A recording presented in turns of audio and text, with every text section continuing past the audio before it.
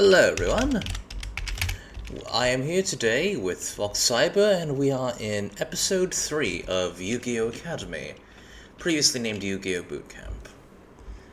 Any words for the audience, Cyber, or people who will be watching this in the future? Hello everyone, my name is Fox Cyber, and I'm a very new streamer at this point, and I've always been a fan of Yu-Gi-Oh! And recently I'm taking this opportunity to relearn a deck I've played before through Master Duel, and yeah, that's about it for now on the introduction side, I'd say. Now, the deck we'll be learning today is Onomat. Now, of course, in the original, it's called... the main monster that it's based on is... Let me go get my browser right over here.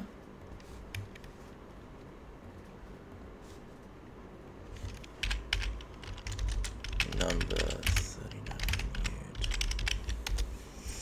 Now, the deck we're going to be looking at today was originally called number 39, Hope, the King of Wishes. Unfortunately, due to some rather odd reasoning by the localization team, one being allegedly Hope is a girl's name, the name was changed from Hope to Utopia. But either way, the deck is focused on Xyz summoning. It is the main card of the main protagonist from Yu-Gi-Oh! Zexal, or Zale, who is over here. No, he is not a Beyblade. And recently, he actually got a new card, which is the Envoy of Hope.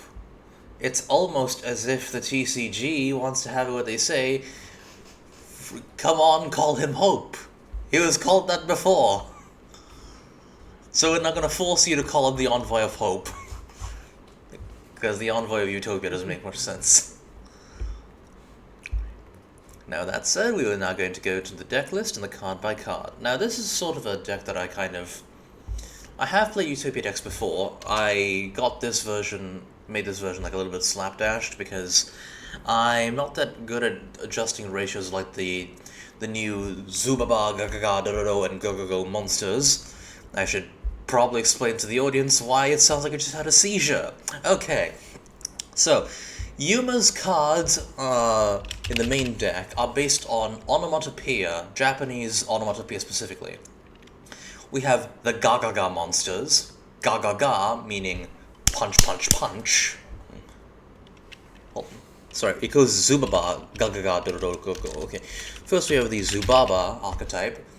Now, the Zubaba archetype is based on the onomatopoeia Zubaba, which is slash slash slash from a sword, which is why you will notice that most of the Zubaba monsters have medieval weaponry. Next is the Gagaga, who I mentioned earlier, which is a punch, punch, punch. In fact, you can see with the card here, Gagaga Magician, Gagaga Magic, he is just straight up punching through the screen. Or the card in this case. Another note is that for some reason the Chinese character of war, which it means me, is their symbol. I do not know why. Next is the Dododos. Now the Dododo archetype is made of mostly like these Viking looking fellas. And well, this one guy wielding a kanabo. And their onomatopoeia is smashing. And finally, we go to the Go-Go-Go's. No, it is not Go-Go Power Rangers, it's Go-Go-Go. It's also not Go-Go 5. No, these things are mostly rocks, including Go-Go-Go Aristera and Dexia. I do not know where that one's from.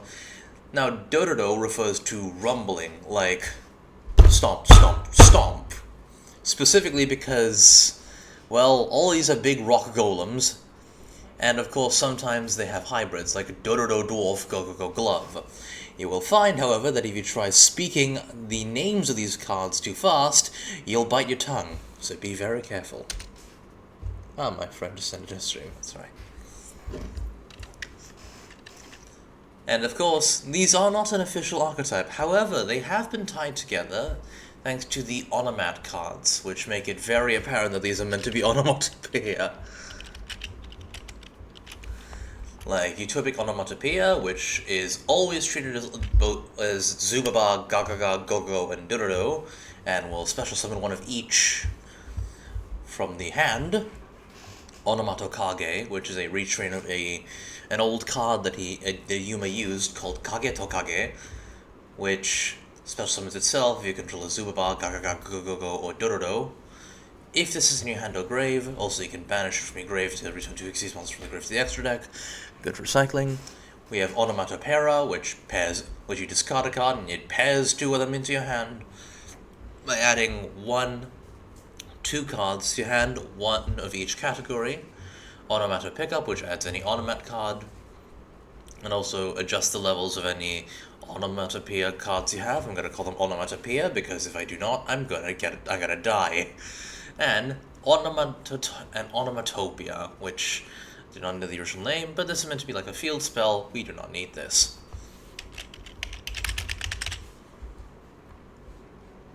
Now, one thing that would be clear from this deck is that they tend to run a lot of cards which may seem a bit strange. What are these ZWs, or ZWs if you speak with the American version? These are the Zexal weapons, or the Zale weapons. Unfortunately, because we're not members of the Astral World, we can't just create them on the top of our deck before drawing the card, but we can make do.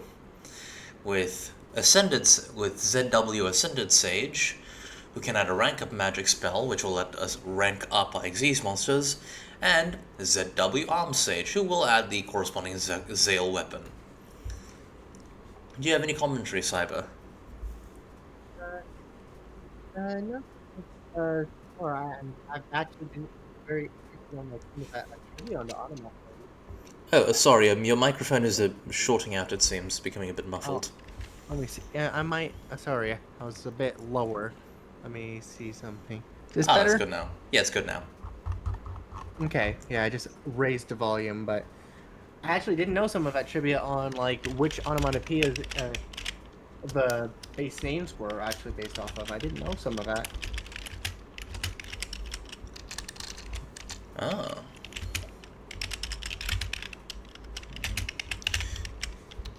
Now, I don't actually know why they chose to use those onomatopoeias for his monsters. I think they might have wanted to, based on how like youthful he is, they might have wanted to make it like his cards like be very like punchy in the name. No, it would make sense, actually. For context, all of the characters in Yu-Gi-Oh! Zexal, the main characters, are seemingly in junior high or middle school. So, oh, Yuma's voice actor voiced Ultraman Z. Oh, that's awesome! I love Ultraman. Hey, a fellow Ultraman fan. Great. I need to watch more of the current season, and also on Kamen Rider, I need to catch up on Zets. Oh yeah, true. Oh, by the way, you might have noticed the sound silly, but I have it. Oh, I love the theming of what they did for Zets. Like, it's all like every Kamen Rider is about turning like this power that's usually used by the evil faction into something for good, and for that it's nightmares, which is I believe there's actually a dream and nightmare archetype in Yu-Gi-Oh as well. Oh yeah, I think they're called Dream Mirror. Yeah. Actually, let me just search it up, actually. We have some... Oh wait, no, there's Nemlaria. Nemlaria, it's a little girl who dreams about giant candy monsters, and her personal one is a strawberry shortcake beast. And, like, she just sleeps, and then every single time They use the effects, they banish 2 to 3 cards from your extra deck, and then afterwards, when there's no more in your extra deck, she wakes up, she puts them back in there, and then she goes back to sleep. It's kind of like her turning over her pillow, or turning over her blanket. I wonder who's actually gonna choose this deck one day, actually. Be very interesting. Because for me, it was either between uh, the Onamats, what's the name of the one where you create like a giant untouchable Megazord again? Super Quant, aka Super Quant. aka Super Sentai, but yeah. They fell off hard recently, and I haven't. When was the last time we received support? Oh, I think it was last year with the 50th anniversary Super Sentai. They got a new guy called Black Layer, who is turn 0. You can Igzy summon one of them on the opponent's turn. And they are meta in Genesis format. Oh Yeah. wow! Yeah. They also have a Well, new. I guess They've also got an evil it's fairy because elf. yeah, I guess it's mainly because their boss monster is so hard to get out. It probably doesn't, and super strong. Yep. Just because it's so hard to get out, that like it probably has a low point. So you get it out, and your opponent can't really do jack diddly. Now, thankfully, the deck has optimized itself to be able to get him out quicker, and to make it more resistant to interruption. Do you remember that there's 2 traps in the deck that don't really do much on your first turn? Can't can't remember much from like my time when I was running that in Master Duel before that support. Alright. Well, thankfully, the deck fixed it. There's now a quick play spell called Layer 19.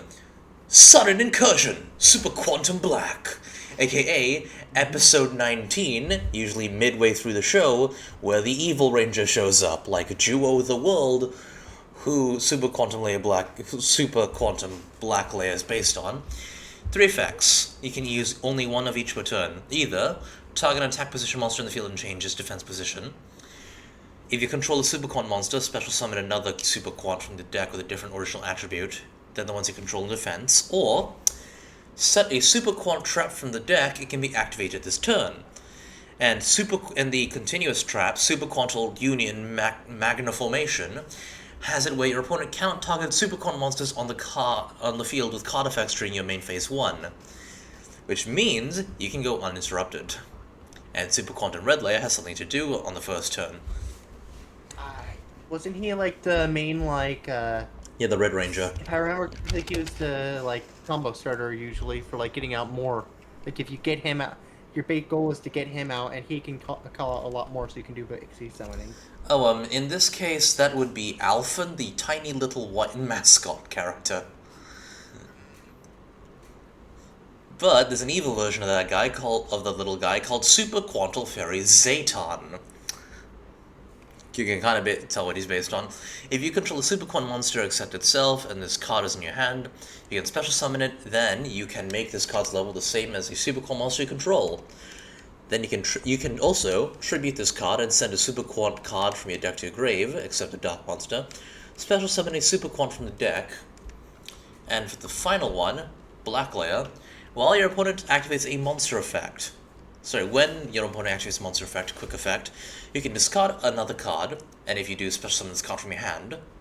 If it's special summoned, you can special summon a Super Quantal Mech Beast, Xyz monster from the extra deck.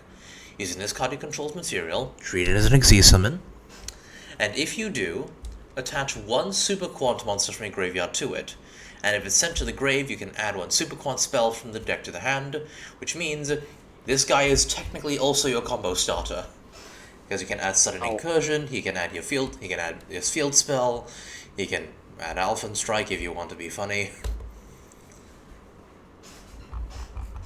Yeah.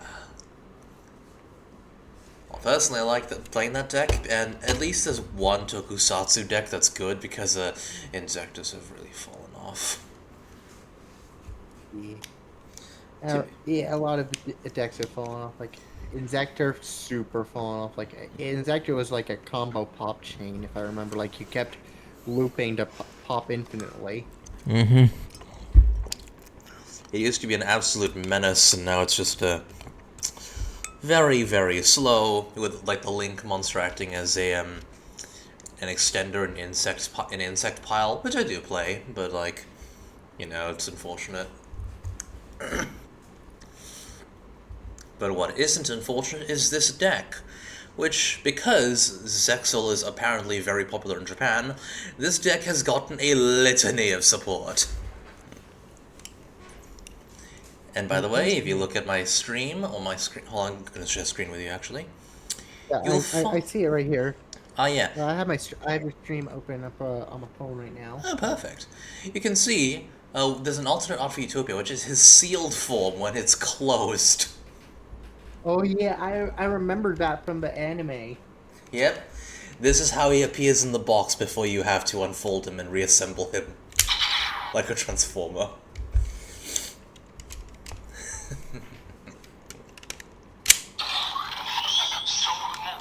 So, here's the theming. Sorry, here are the decks. The deck profile. You're going to need 3 Dororo Warrior and 1 Dororo Dwarf Go-Go-Go Glove. Now, what Dororo Warrior does as a level 6 is that you can send a Dororo monster from the deck to the grave, special summon this card from your hand, then it becomes 4 and its attack becomes 1,800. Also, you're locked into Xyz, but we play nothing but Xyz in the extra deck, don't worry. If this card is detached from a Xyz monster to activate that monster's effect, you can add a Zubaba monster from your deck to your hand. And Dororo Dwarf Go-Go-Go Glove has it where, if it's on the field during the main phase, you can special summon a Zubaba or Gagaga from your hand. But if it's in the grave, if you can control a Go-Go-Go or Dororo monster, you can revive it but banish it when it leaves the field. But it'll be turned into an Xyz monster anyway, so don't worry. Next we have 3 Zubaba Knight. Zubaba Knight. My tongue is already getting twisted and my lips are getting fried. If this card is if this card is normal or special summoned, you can activate one of these effects. Add a Zubaba monster from your deck to your hand, accept itself, then this card becomes that added monster's level, so you will always be adding Zubaba Bancho Gagaga Coat.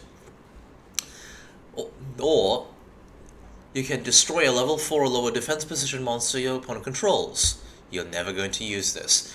If this card is detached from an Xyz monster to activate that monster's effect, you can add a Gagaga monster from your deck to your hand. Then we have a Gagaga Gunbara Knight, who is a retrain of Gunbara Knight, except now that he's a Gagaga monster, which he should have been from the beginning. You can reveal a Gagaga monster in the extra deck. We have 2 of them. Special summon this card from your hand, then you can apply one of the effects. Either special summon a Gagaga monster from the hand, or change the battle position of one monster in the field. And if detached, it adds a Go-Go-Go. Are you noticing a pattern so far? Mm-hmm. Yeah, like go through the different onomats, and you get a lot of monsters on field to be able to Xyz summon. Indeed. Speaking of the Go-Go-Go, we have Go-Go-Go Goblin Berg. Yes, the generic goblin monster that Numa has now is a retrain where he is officially escorting Go-Go-Go Golem to the battlefield. In a giant metal box. Oh wait, no, never mind. Go-Go-Go Golem is just giant, it is in the background. When this card is normal summoned, and only normal summoned, you can special summon a non-warrior Go-Go-Go monster from your hand, deck, or graveyard. Then if this is in attack position, change to defense. It's a reference to the old one. Then you'll have to Xyz. If this is detached, to activate a... If this is detached from an Xyz monster, to activate that monster's effect, you can add a Dororo monster from the deck to the hand. So these are all the new ones. They add stuff to the hand if you detach them from an effect. Now I'm going to be skipping ahead and show you how you're going to use these. There's Gagaga Girl, who says, if this card is one of the Onomat cards as a material, you can detach one material from this card, add a Gagaga, Onomat, or a Xyz card from your deck to your hand. Now you're going to find this very useful, because we have a lot of, for example, the cards that say we have Onomatopera, we have Onomatopick, and we have, for the Xyz ones, we have, well, let me go check. The Xyz. For the Gagaga, we have Gagaga Utopia Tactics, and Xyz, we have Unbreakable Xyz Barrier. So for the rest of the spells, we have quite a few options here.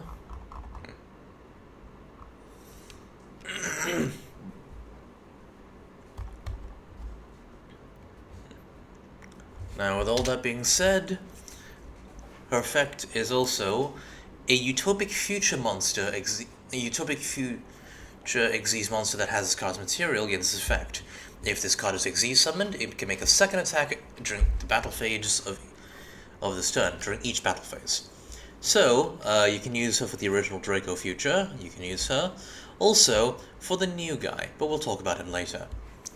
Now, another thing that we're going to have is all the Onomat cards. We're going to tie them together, which is why we have Utopic Onomatopoeia, who is treated as all 4 different types, and during the main phase you can special summon up to 1 of each Zubaba, Gagaga, Gokogo, and or Dororo monster from your hand, except itself, in defense. You're also locked into Xyz, so just like 1 of each.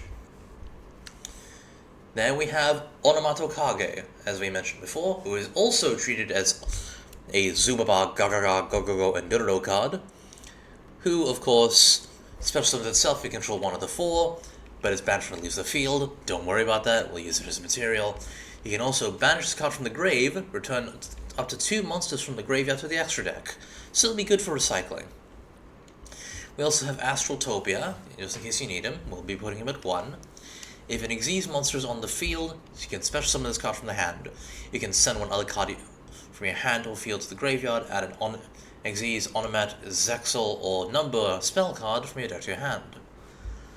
Now, for these other cards, we have Zael Servant, that is what ZS means by the way, Ascended Sage, where if you control no cards, like no cards at all, you can special summon this card from your hand. A Utopia Xyz monster summoned using this card on the field as material gains this effect. If it's Xyz summoned, you can add a rank up magic normal spell from your hand to your hand. We'll always be adding up Utopia Force, and if we already have this, Zexal Force. Now for Armed Sage, if the only monster you control is one level 4 monster, you can special summon itself, similar to Ascended Sage. If used for an Utopia monster, it has an effect, but it adds a Zael weapon to your hand, which we have Lightning Blade, Tornado Bringer, Twin Saber, Pegasus Twin Saber, and Asura Strike. Asura Strike is a win more card, you don't have to put this in. So what these do is that Lightning Blade, Tornado Bringer, and Asura Strike all have this effect. You can target a Utopia monster you control, equip this card from your hand or your face up, or your side of the field to the target. They'll also provide a stat boost. Now for the unique effects. Lightning Blade has it while it's equipped to a monster. Face-up Zael weapon cards you control cannot be destroyed by opponent's card effects, and if a monster you equipped with this card would be destroyed by a card effect, you can destroy this card instead. Tornado Bringer has it while equipped to the monster. Your opponent cannot target that monster with card effects. If a monster equipped to this card would be destroyed by battle, destroy this card instead. As remember, it cannot be destroyed by it cannot be destroyed by card effect thanks to Lightning Blade, so this is the impenetrable combo, as stated by Yuma himself in the anime. Asura Strike has it while equipped to the monster. That monster can attack all monsters your opponent controls once each. Pegasus Twin Saber is a bit special though. It's only if your opponent's life points are 2,000 or more life points higher than yours, then you can special summon it from the hand. You can target a Utopia monster you control, equip this card you control only when you control it, as an equipped spell that gives it 1,000 attack, and once per turn, so once per copy, while this card is equipped to the monster, you can negate a monster effect activated in the opponent's field. Now, how are we going to bring out Twin Saber? Can you guess?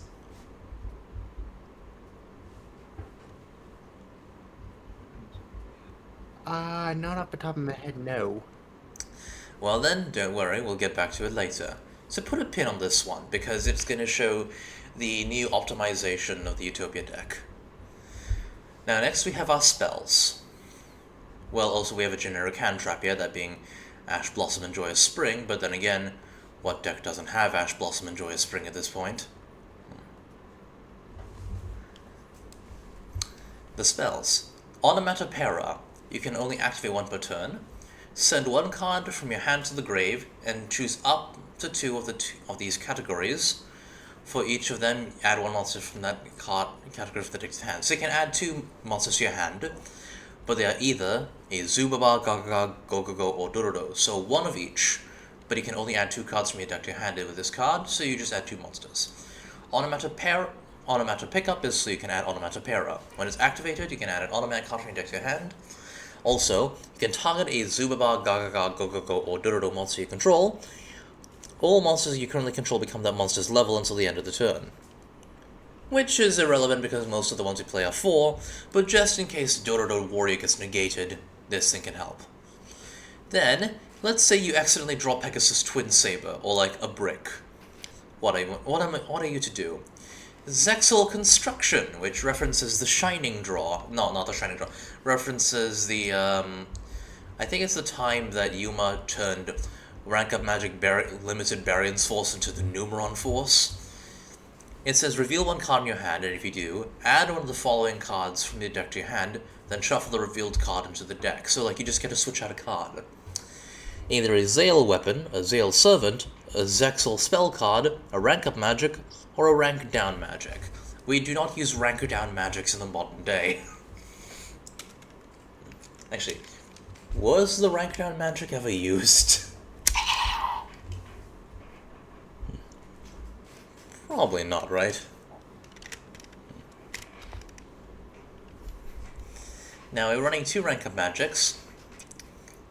Hyper Rank Up Magic Utopia Force, where it targets a rank 9 or lower that you control, special summons a rank 10 or higher Utopia or Utopic Xyz monster from your extra deck by using it as material. It's treated as Xyz summon. Now, if an Xyz monster is special summoned by the effect of a rank 10 or higher Utopia or Utopic Xyz monster, if it's only summoned by that effect, while this card's in the grave, you can target one of those special summon monsters and attach this card to it as material. So yes, this becomes a free material for it. Now, skipping on ahead, this thing is used to summon number 99 Utopia Dragonar and nothing else. Utopia Dragonar has the quick effect, so during either player's turn, you can detach 2 materials from this card.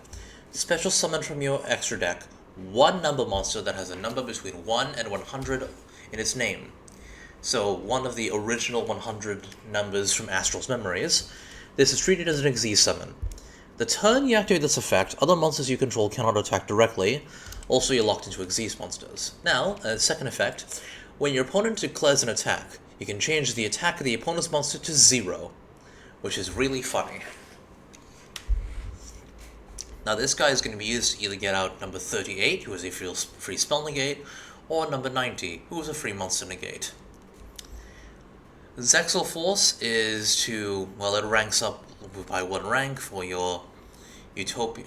Your monster, for an Xyz monster, either becomes a Utopia or Zexal weapon that is a rank higher by using its material, and if you do, take a Zale weapon or Zale servant monster from your deck and place it on the top of the deck. It's treated as an Xyz summon. If your opponent's life points are at least 2,000 higher than yours, you can banish the card from your grave and draw 1 card. Now, that effect will barely come up. But now we have Zale Field. And you can kind of see what this is referencing.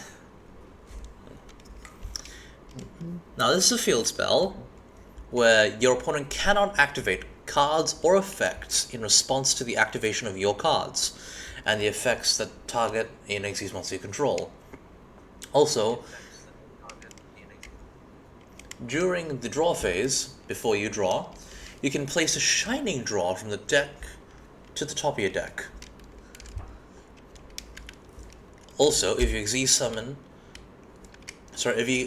monster is special summoned to your field, you can target one of those monsters, then attach an Xyz monster from your extra deck or graveyard to that monster's material. Free material. Then we have Gagaga Utopia Tactics, where Utopia and Utopic monsters cannot be destroyed by card effects as long as their original attribute is light. Most of the ones we have in our deck are light anyway. Also, your opponent cannot target them with card effects, so that's going to be very good protection. Gagaga Girl will help us with that.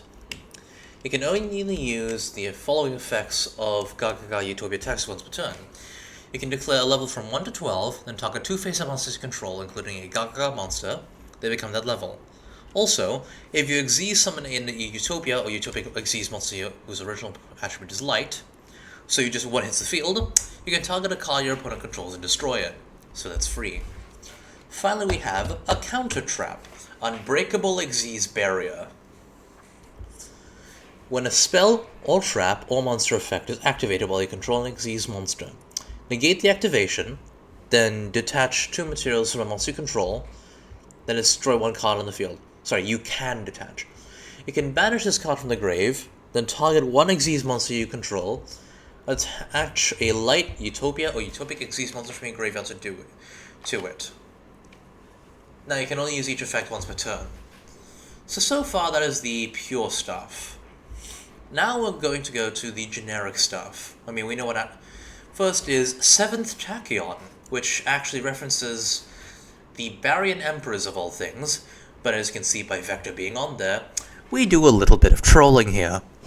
Because this thing is one of the most generic spells in the game. Oh wait, we actually need to put a... I actually need to put like one of the, oh yeah, okay, that one.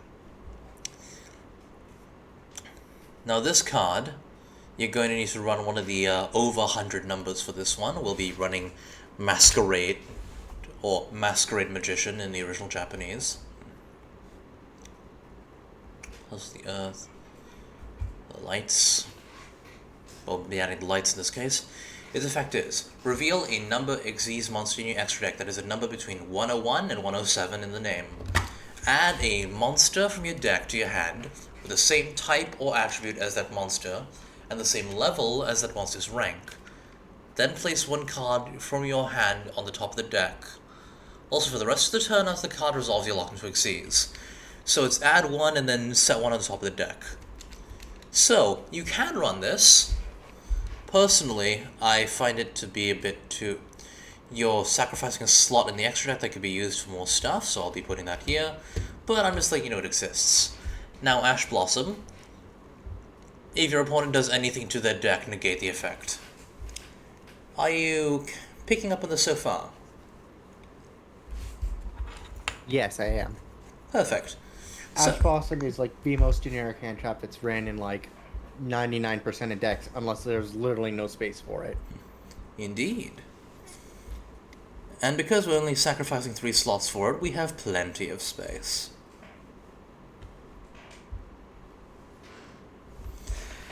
Now for the extra deck. I already told you about Gagaga Girl. Now we also have Gagaga Magician. You can detach a card from this card, then revive an Xyz monster but negate its effects.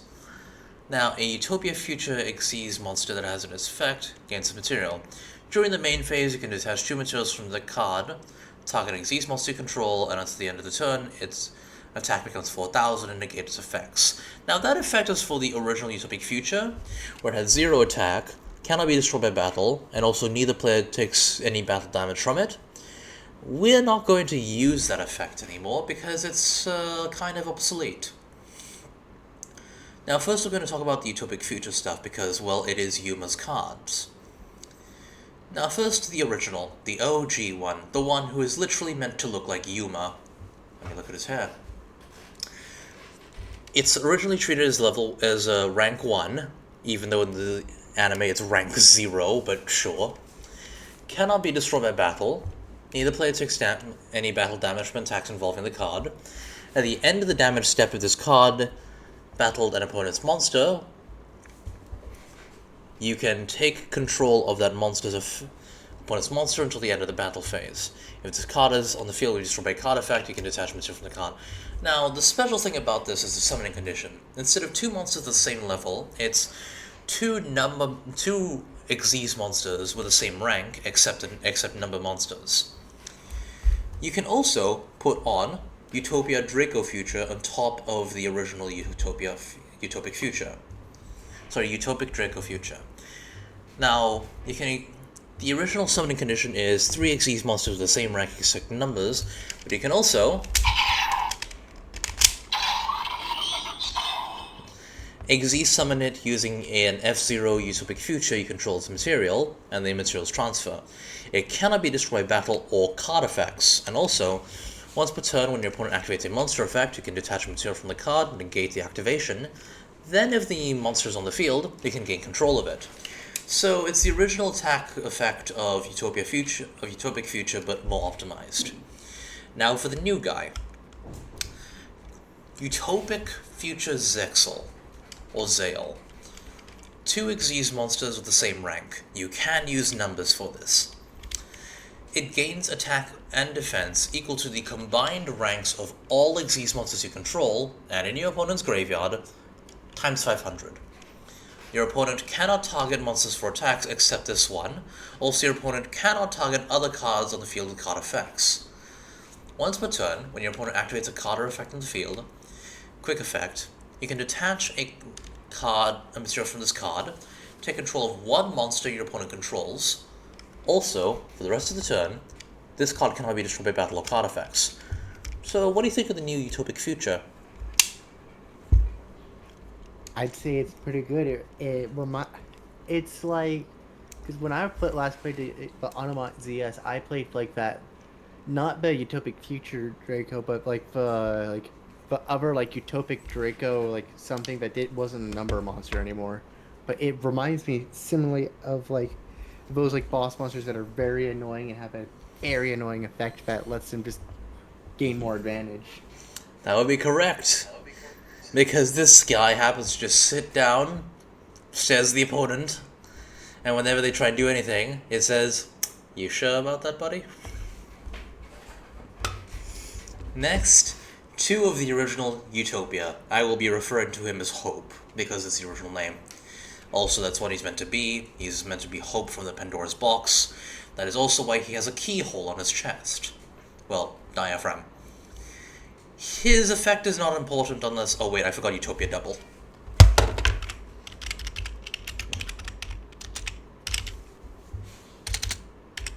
How could I have forgotten this guy?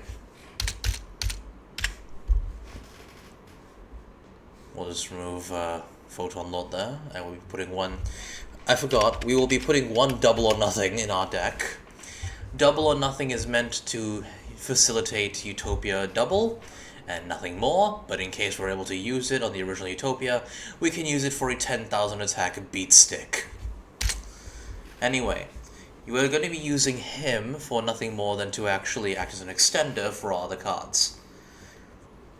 Also, you have Utopia Double, where you can detach material from this card, add Double or Nothing to your hand from your deck, then special from the extra deck 1 Utopia Xyz monster by using this card as material, and then its attack becomes double that it can't attack directly. You can use this to cheat out Leo Utopia Ray. This is the only thing we're going to be using the Utopia Double for, most of the time.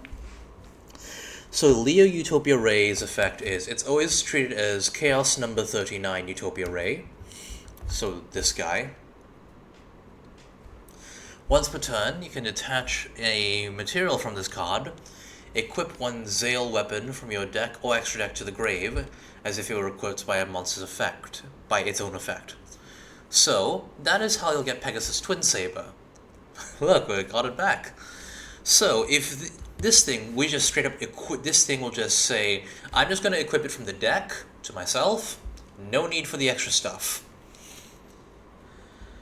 Now, this effect, activation, and effect cannot be negated, which means no matter what, it is going to reach into the deck and grab a weapon, and your opponent can't do anything about it. They can cry, they can weep, they can minge, but they're not going to do anything. Sorry, whinge. They can whinge, not minge, whinge. They can whinge about it, cry, cope, and seethe. Nothing is going to stop it. Also, once per turn, while it's equipped with a Sexual weapon, with Zale weapon monster card, Quick effect, you can target an effect monster your opponent controls and negate its effects, and if you do, halve its attack. So it's just it's infinite impermanence, but funnier. Now, you can either use Utopia Double, or you can use Dragnar. Dragnar is usually the go-to, if you don't have the extra material for it, for stuff. So, you'll make Utopia, then you'll rank it up into Utopia Ray, who can use a normal Utopia's material. Its effect is irrelevant because it never comes up. If it has come up, you're already losing. Then, we will have the rank up magic in order to make Dragnar, we mentioned him before. But just in case you are losing, you can also make Shining Number 39, Utopia the Lightning, who can use any rank 4 Utopia monster controls material, but it cannot be used as material for an Xyz summon, so you can't rank this up. If this card battles, your opponent cannot activate card effects until the end of the damage step, once per chain. During the damage calculation, if this card battles an opponent's monster, well, this card is a Utopia Xyz monster material. Quick effect, you can detach 2 materials from this card. This card's attack becomes 5,000 during the damage calculation only. Unfortunately, this does kind of undermine any attack boosts it might get. In the original manga, not the anime, the manga where this thing is from, it gains attack which is like 1,000 times its rank, which honestly would be a bit better, but hey, beggars can't be choosers. Now, these are the Utopia monsters, and well, the Gagagas. But for the Zale servants, you might notice I'm only running one of each. They're really useful and useful to the combo. Why am I only running one of each? Simple. Because this guy can cheat them out. Zale Servant Utopic Sage. You can detach 2 materials from this card. Special summoning a Zale Weapon or Zale Servant from your deck. Also for the rest of the turn, you can only attack with numbers, and you cannot special summon from the extra deck except Xyz monsters. Also, if a Utopia or Utopic Xyz monster you control whose original attribute is light will be destroyed by battle or card effect, you can banish this card from the field to graveyard instead. Now, usually for the combos of the new Onomat support, you'll be making this guy first, then you detach 2 in order to summon out Ascended Sage. Which means that essentially these guys will be able to trigger their effects quite easily. Then you can make Gaga Girl and do her thing, or well, you have Zale's the Ascended Sage, you make Utopia, you do your thing, and you extend and extend and extend. By the time you're done, you'll have a board with Dragnar, maybe Future Zexal, maybe probably Draco Future, and because Dragnar's there, you're going to get Utopia Ray, and all things are going to fall together. Are you currently seeing the game plan currently? Yeah, basically you start off with like just a few like combo starters, and you end up with a board with like a bunch of boss monsters that have negates and annoying effects to deal with that also generate you more advantage if your opponent doesn't deal with them. Indeed. As you can see, Yuma grew up to become a dueling genius.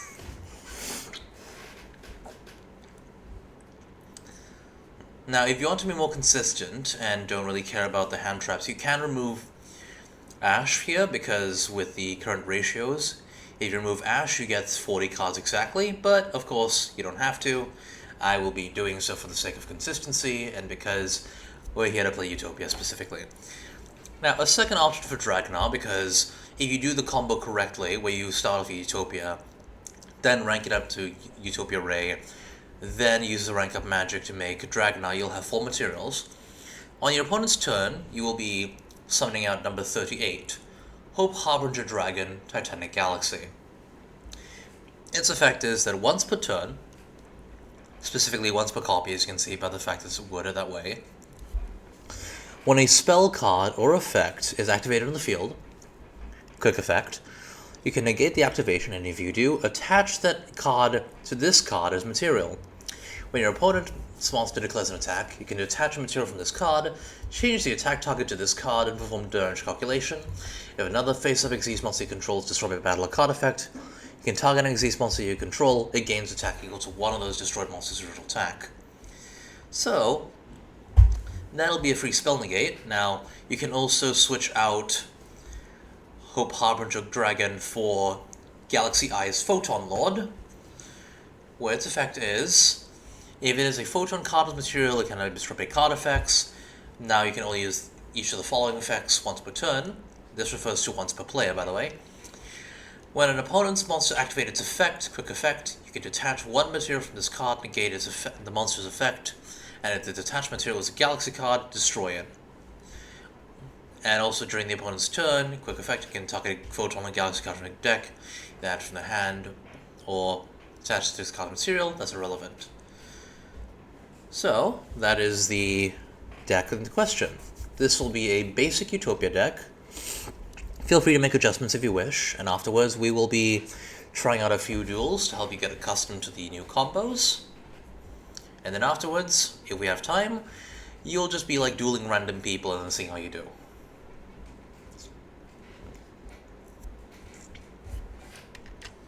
Alright then, are you ready for the construction of the deck?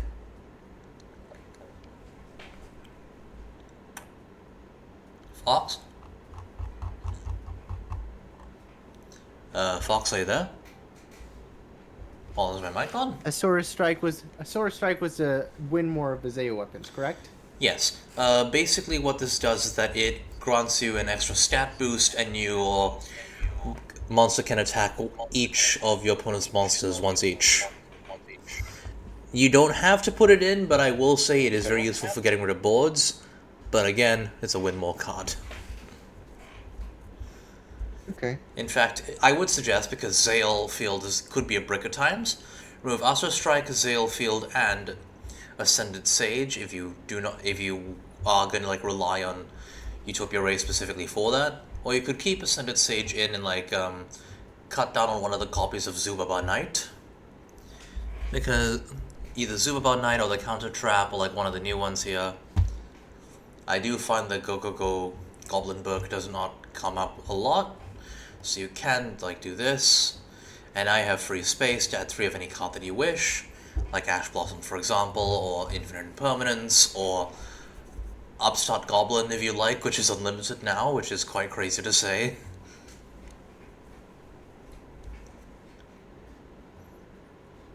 Wait, Upstart's unlimited now? Yes!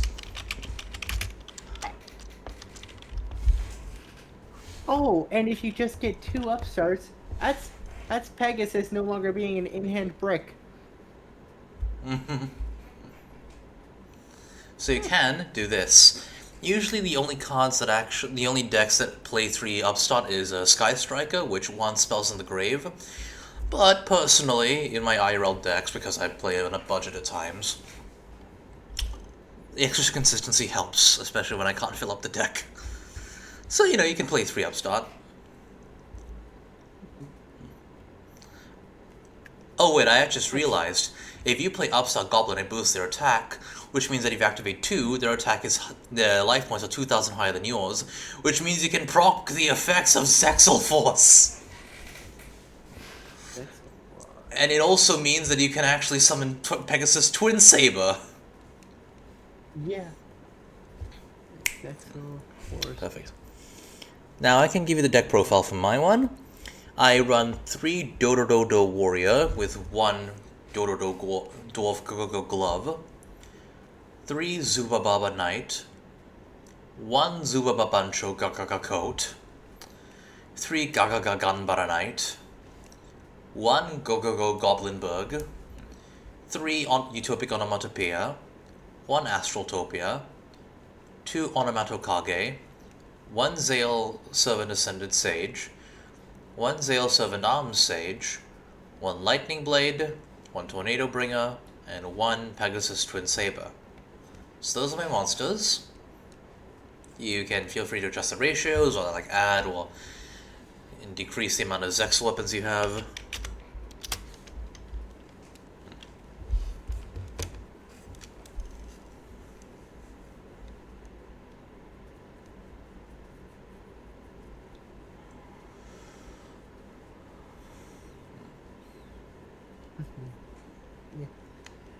Oh, and another thing with Upstart being unlimited, that's just more consistency towards the cheesy Exodia strat. It's Indeed, indeed. because that's 3 more spell counters and 3 more draws, which means more draws from spell counters.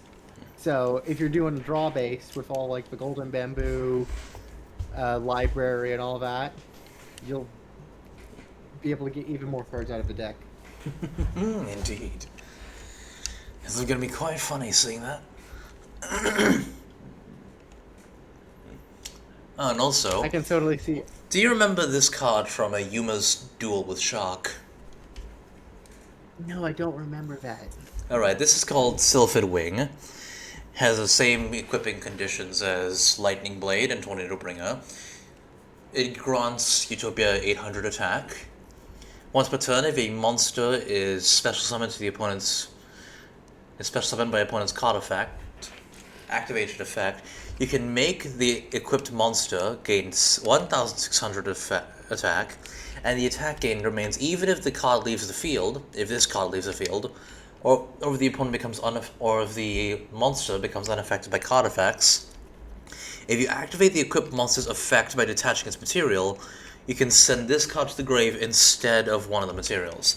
Now, you don't have to play this, but note that it's like this is a free substitute for your monster having to detach an overlay unit, and also it's an attack boost that even applies once it leaves the field.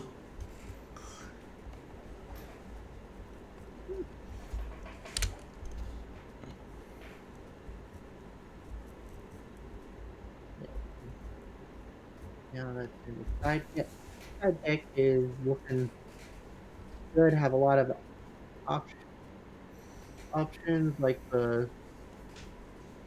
if, if the Stuff albums are taking up their space and like spot programs. So yeah, I got the side deck built up good. So I recommend just like stuff a couple generic hand traps in here, like a Ghost Spell and Haunted Mansion for graveyard shenanigans. Of course, Droll and Lockbird, which is currently Cancer.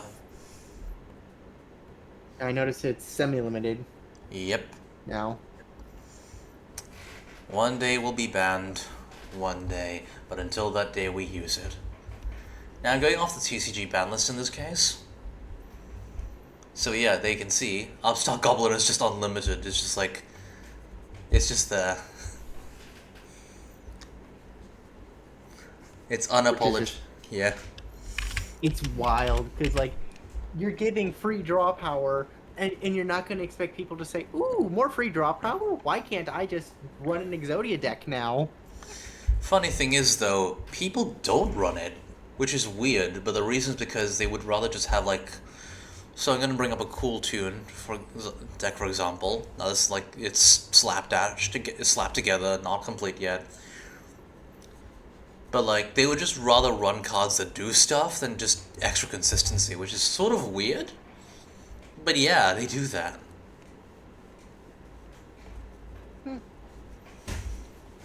Actually, hold on, I wonder, are the new Killer Tune cards out?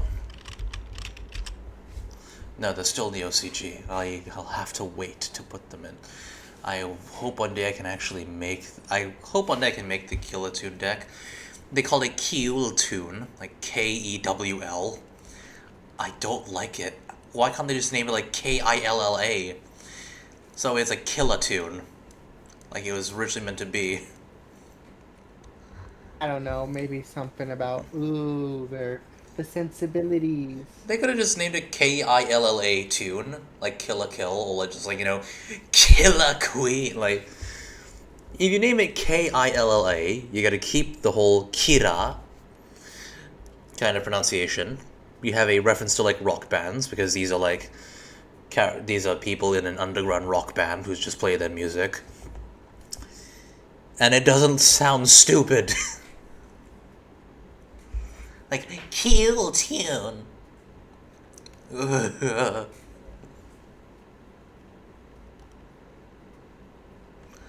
you imagine they were called Killer Tune, and then this artwork would make more sense. Does it look cool, or does it look killer? Yeah, it's one of those weird localizations that just doesn't make any sense. Yeah, like calling Hope Utopia. Hmm.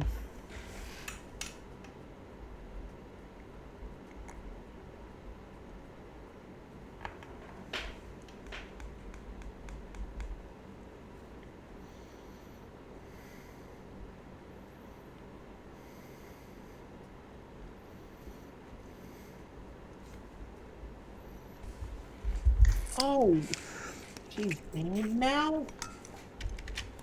Beatrice is banned now? Yes. You see, what Beatrice could dump any card from the deck to the grave, including a card called Transaction Rollback, which would just copy the effect of any trap card in the grave if he was in the grave. Now, why was this banned? Mayakashi, of all things. Specifically, Ghost Meets Girl, a masterful Mayakashi Shiranui saga. You can banish this card from the grave. Oh wait, no. Tribute a Mayakashi or Shiranui Xyz monster. Now that Synchro or Link monster, that's the cost. Transaction rollback will negate the cost. It only cares about the effect. Neither player can special summon monsters from the hand, deck, or extra deck for the rest of the turn. So Beatrice could just dump both of those cards from the deck to the grave, and now you get to just lock your opponent out of summoning for the rest of the turn. That is Yeah, you can kind so of toxic. exactly. Now you can kind of see why they had to ban ban the lady. And now we need like a Beatrice retrain, but is more limited to just help out Burning Abyss now. To be fair, they did Because I get new remember her being support. Actually, they did get new support. Actually, I think it's is like it Rubik? they have a I Luce, don't think I've the ever. Dusk's Dark, and like a monster that helps with it. Wait, you're missing what? Yeah, there's like one more. Out of all the Malbranches, the one I've never seen before, I think there's like a new Malbranche I've never seen before out of these as well. So, ah, yeah, I see. Unless I'm just misremembering things, because my memories on this is like I haven't touched Burning Abyss in so long.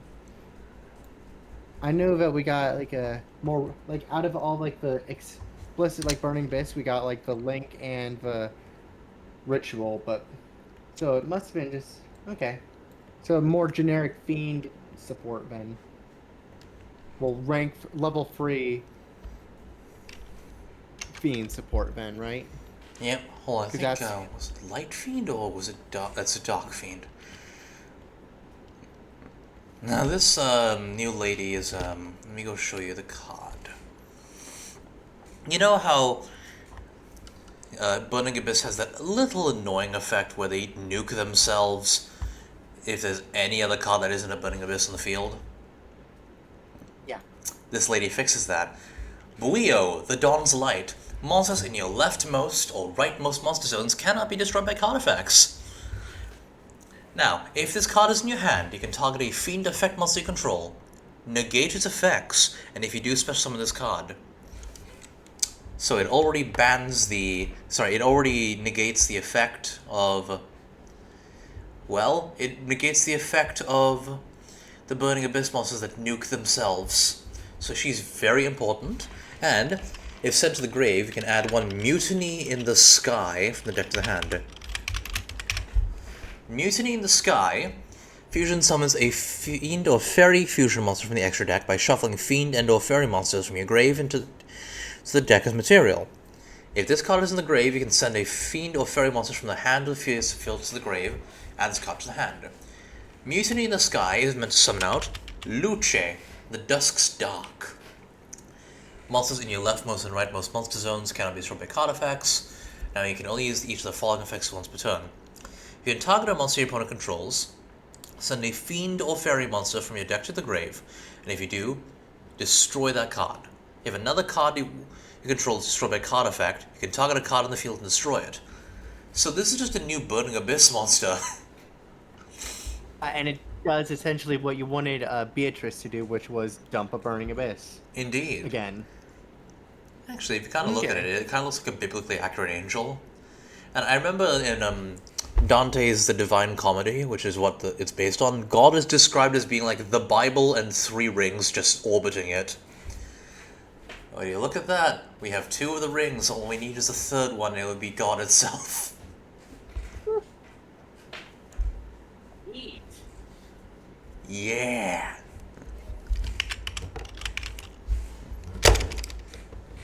Actually, I think this is meant to be like, oh, this is meant to be the war in heaven, and Luce is meant to be Satan.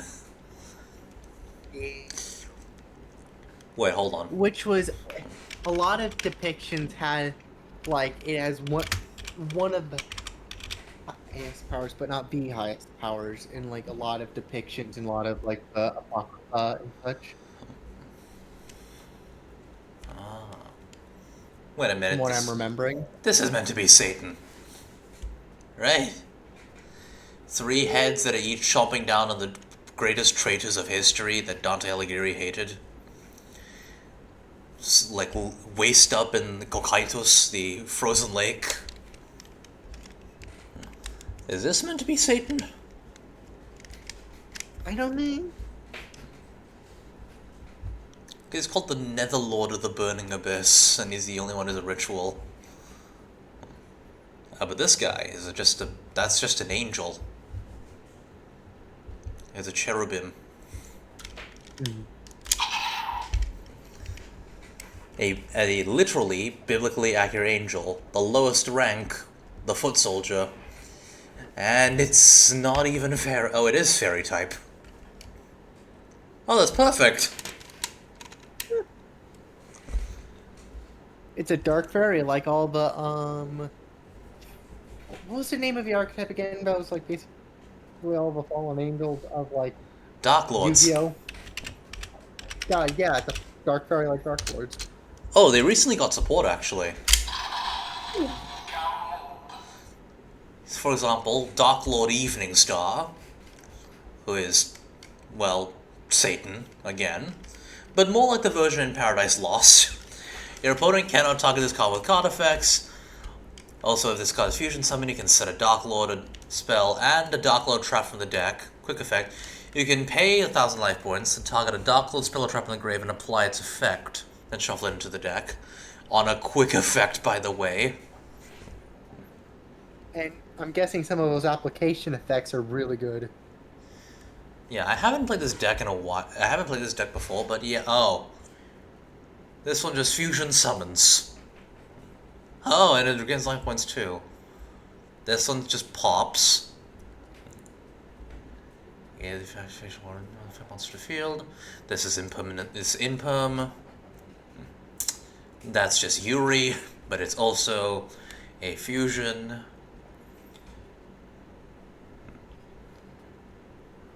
Okay. There's also a new Dark Lord called... Where is it?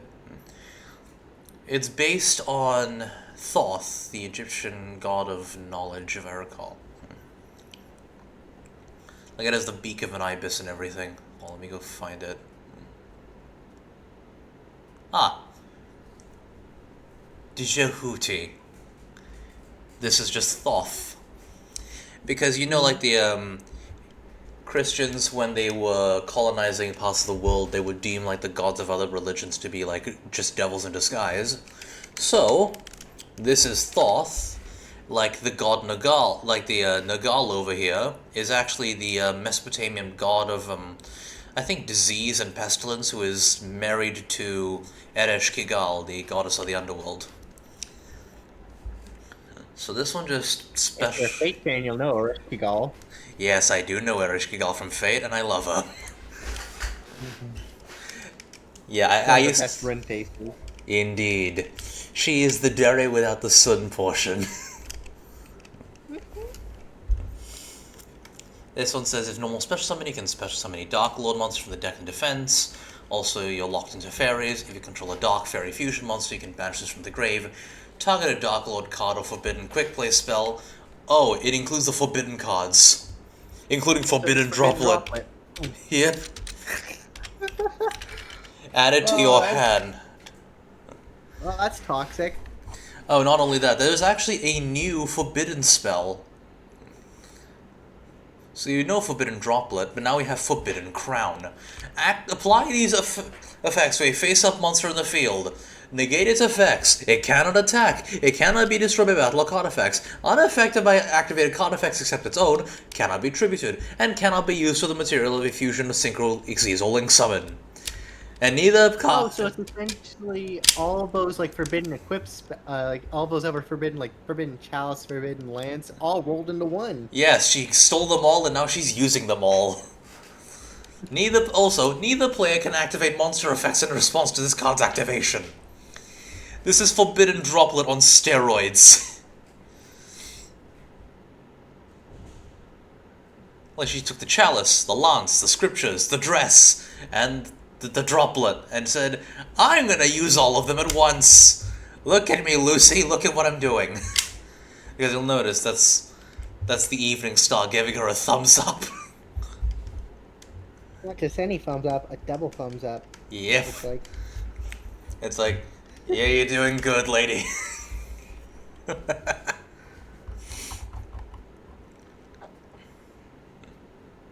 So many variants of Exodia now. Oh, and of course, Shin Exodia. Why?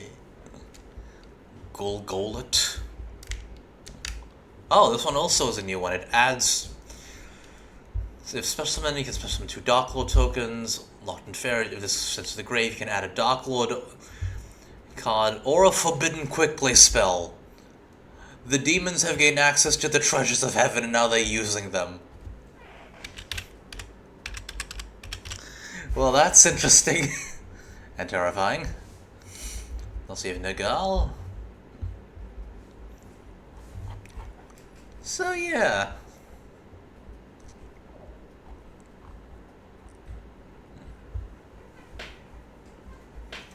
Oh, now I know what this is meant to do. Dark Lord Evening Star is meant to fusion summon the opponent's turn to become the first Dark Lord, aka Lucifer, Dark Lord of the Morning Star, who nukes the board when fusion summoned. and then your hand is filled with those forbidden spells because of all the combo chain. A lot of the like extenders will grab you a forbidden card. You can get like forbidden droplet, forbidden crown. Damn, I gotta play this deck. So you go up into a field nuke, and then your hand is filled with quick play spells that make it really hard for your opponent to do anything. Yep. Albeit it would have set the spells first, but yeah. It can just search Forbidden Droplet and Forbidden Crown and do all that stuff. Because why in the hell not? Wonderful.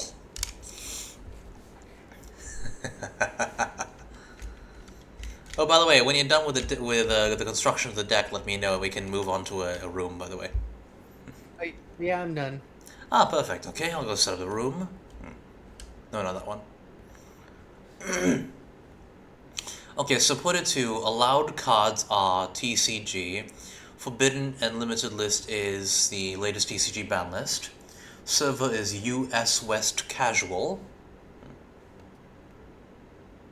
TCG. There we go.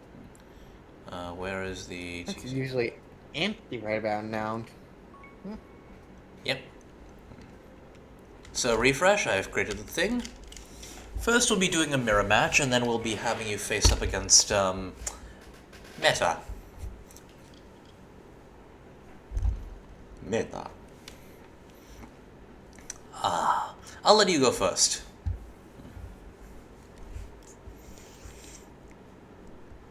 So with all the effects explained, let's see how you do.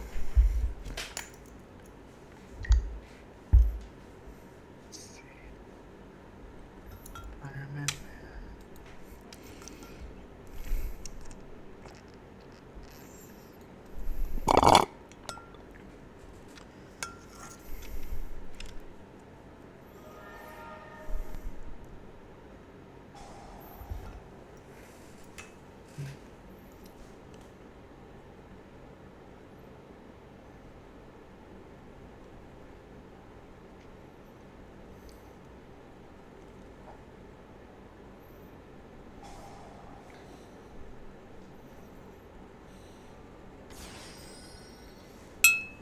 Now, do you remember the first monster that is recommended to be summoned? Uh, which one is that again? Because my hand was very, very sparse. Alright, Like I only had like one good. oh, you don't have an extender? All I have is automatic pickup as the extender. Oh, use Onomata Pickup. That will add 2 Onomatopoeia cards. You can use that to add Dododo Dwarf. Sorry, Dododo Warrior, who can, like, dump Dododo Dwarf Go Glove. So, like, add Onomatopoeia. Onomatopoeia is your best searcher. So use that to send a card from your hand. So you can add Dododo Warrior and like something like Gunbutter Knight. Because Gunbutter Knight can just summon himself to the field. Dododo Warrior can dump Dododo Dwarf Go Glove. I'm gonna bite my tongue soon. Oh my, yeah, it's. So I recommend summon Gunbutter Knight with its effect. Like reveal Gaga Girl. So then you special summon itself. Then you can use Knight and Knight to make Zale weapons, to make Zale Servant Ascended Utopic Sage, the ZS. Then you can get out Ascended Sage to get your rank up magic. Oh, I already have rank of magic. Oh, perfect. Then you can use it to get out Armed Sage to get your Zexal weapons. So if in this case you want to dump Dododo... Yes, perfect. Dododo Dwarf. Yeah, because that's the one. Yep. And then... Should I activate it or save it? I'll save it right now. If I remember correctly. Special into... You go into Utopia, then S39, and then you go into... Yep, so first Utopia, then you use... Well, in this case, because you're using these guys, first with Knight and Knight, the 2 knights, make Utopic Sage, because remember it can also serve as extra protection in the graveyard. And also, it's a non-number monster you can use as material. So with those 2, yep, then you detach 2 of its materials to summon out... Now, if you already have the rank up magic, you can summon out Armed Sage. Armed Sage will be used for the Zexal weapons.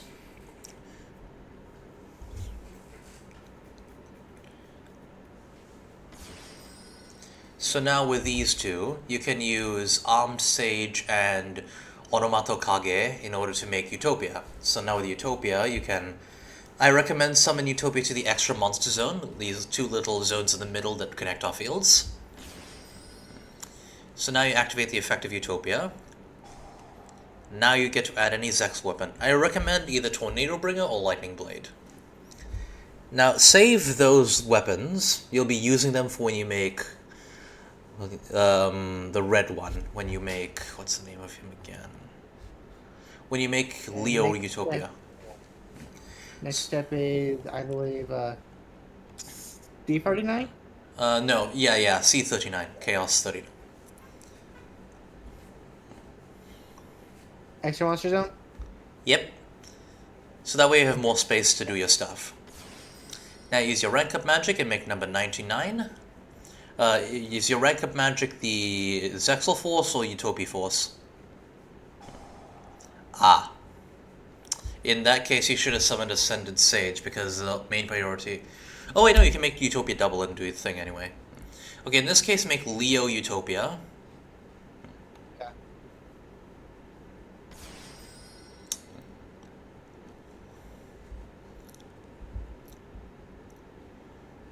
Now activate its effect in order to equip Pegasus Saber from the deck to itself.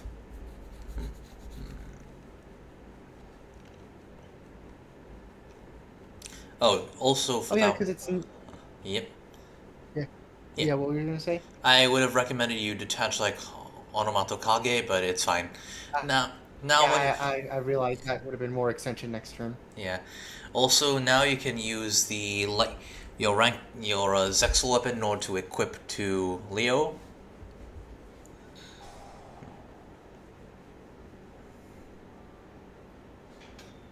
Now, do you have another level 4 you can summon? That works. Now with these two, make Gaga Gaga Girl. Oh, actually for this one, first use Astraltopia to send Onomata Pickup in order to add another Sure. thing. Huh? It doesn't let me cancel out of a summon. Oh. Wait, right click. Can you right click? Uh, what the? Oh, it doesn't work. Let me see. Resume game.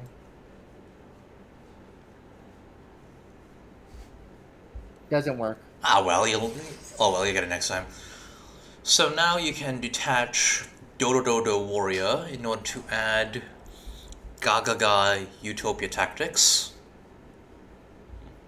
Or you can add the counter trap if you like, but this one will protect all of them. Now activate Utopia Tactics. This will shield all of your ones.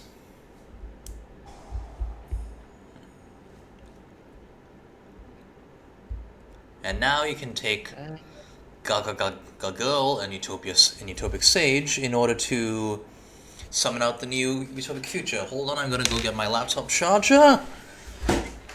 Because my laptop is currently dying, I'm away from the earphones. Just a moment. Now, the reason why I suggested you make Utopia Dragonar first is because it's a rank 10, you can make Leo in itself. The main combo is that you need to get out Dragonar, so you need the Ascended Sage in order to get out Utopia Force. Utopia Force takes the big guy, number 99. Number 99 is able to summon out stuff. But in this case, I am reconnected to my earphones. Yeah, let's make like the new one with Yuma's hair. The big strong boy.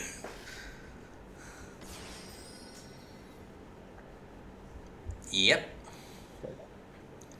So you did make a misplay, but this field is still quite decent.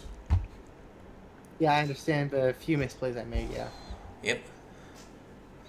Vaporstar, welcome in! As you can see, I am currently training a friend of mine. I activate 2 upstart goblins. How are you doing, Vaporstar? It's been quite a while.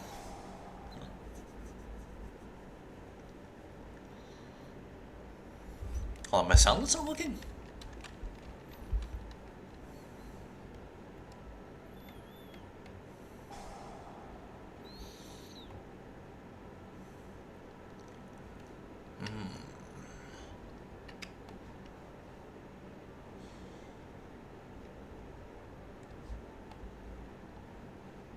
Okay, so we're using this.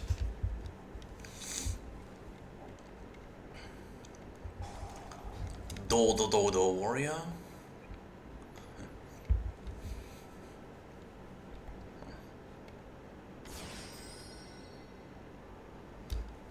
Been doing good. Hope you're doing well. I'm doing well, thankfully.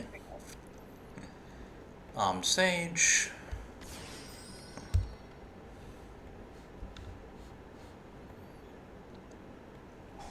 Gaga Ganbara Knight.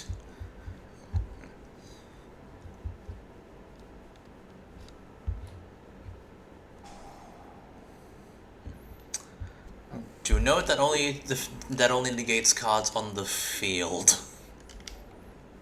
I messed it there. Ah! Oh, that's what it does then. Yep. So change this to defense. It's a surprise tool to help us for later.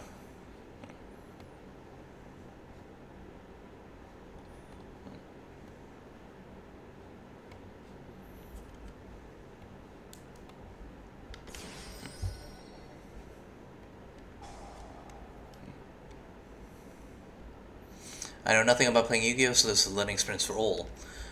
If you'd like, you can join my server and I can have you be one of the duel students. We've got a lot of decks in Yu-Gi-Oh, one including a little girl whose dreams of like giant candy monsters, and then the effect is each of their effects drains resources, and then once you run out of the resources, the little girl has to like flip the pillow. She takes the pillow, flips it upside down, just like returning the resources back to your deck. And then returns to just doing the stuff again. Including a Gagaga monster. Ah, I see where I went wrong. Very good.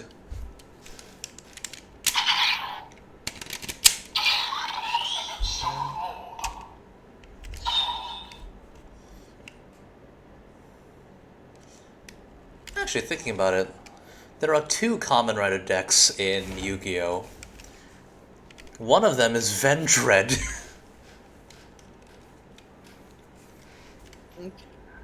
I remember Vendread. It's a zombie Kamen Rider. Yep. Resident It's a Evil really zombie cool. Kamen Rider.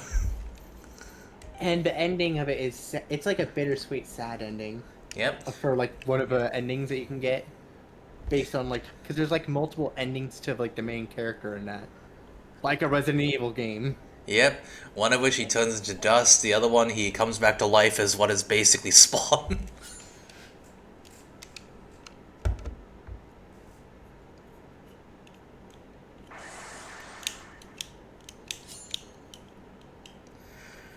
Now, Vaporstar, what I have shown Fox over here is a Xyz deck. And as you can see, I have lost. The Giant Candy Monsters and Pillows is tempting, and I think it probably would keep at it for too long.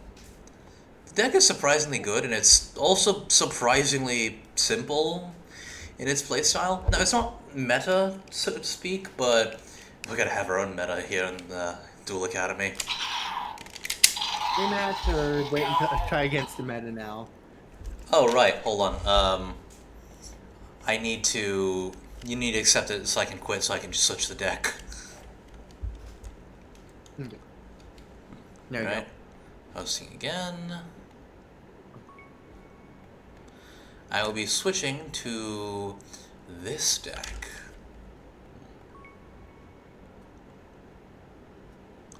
Ready. The dream deck is called Nemlaria. Very good. Now this one will be a best of 3.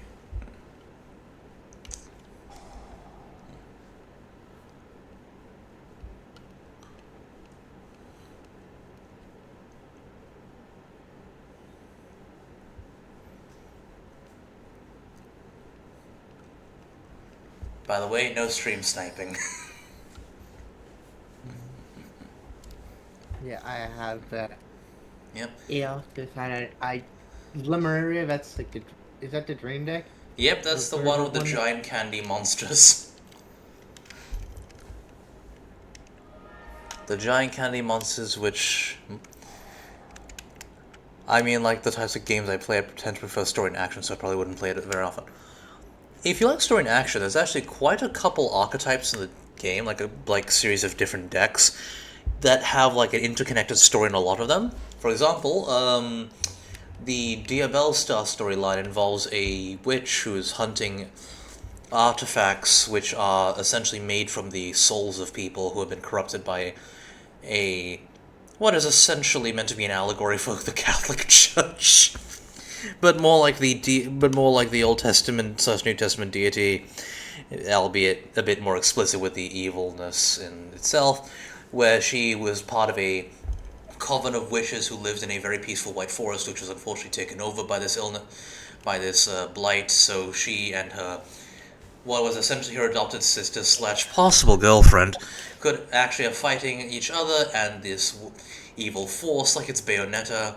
Another one is the Albaz story. It's still going on, and it's on YouTube, by the way. Actually, I do find that the Catholic Church does not exactly come out very well in Yu-Gi-Oh! The Dogmatica cards are meant to be the Spanish Inquisition.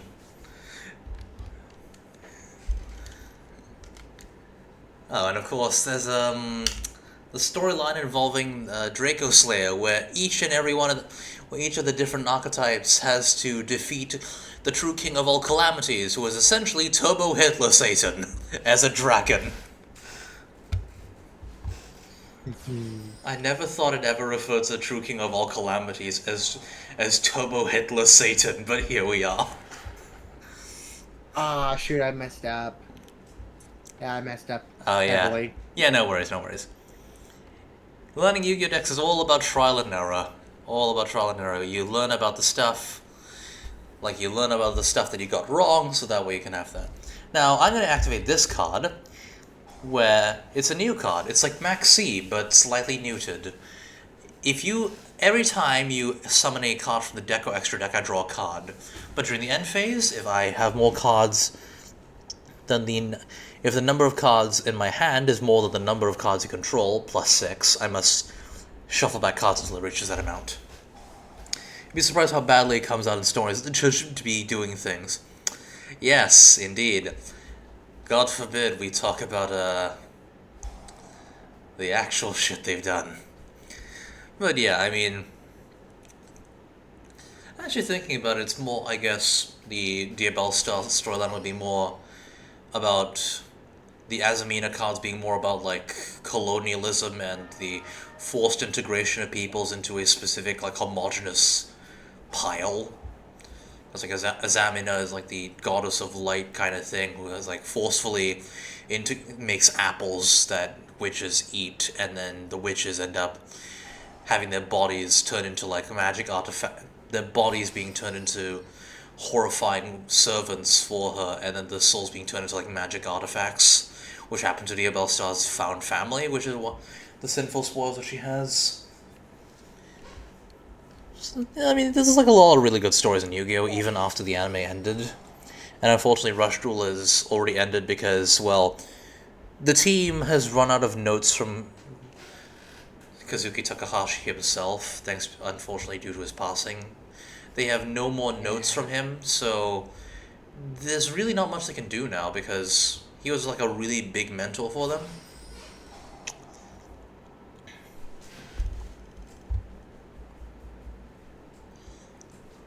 Remember, the Zale Servant is only for Utopia. I know that now. Yep.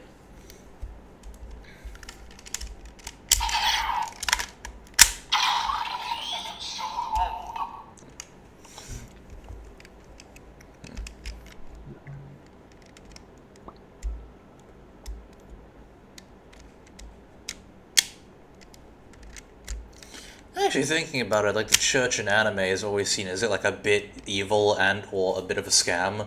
I remember, like, in Full Metal Alchemist Brotherhood, like, at one point they have to fight, like, this one priest who's, like, using a Philosopher's Stone in order to act as, like, pretending it's divine power, when in reality he's using human souls as the catalyst for doing, like, breaking the laws of alchemy. Oh, I remember that. Yep. Apparently the reason why is because, like, in Japan, the Catholic Church is, like, not very well known. Like, to be fair, like, I am an ex-Catholic for context, so, like, I don't exactly have a very good view of the church, but, like, most of the people are chill most of the time. Some of them might have problematic views at times, but, like, a lot of them are chill. I am going to activate Dominus Impulse. Here's a new card. So, like, in Japan, it's only like 1% Christian, and we're being generous there.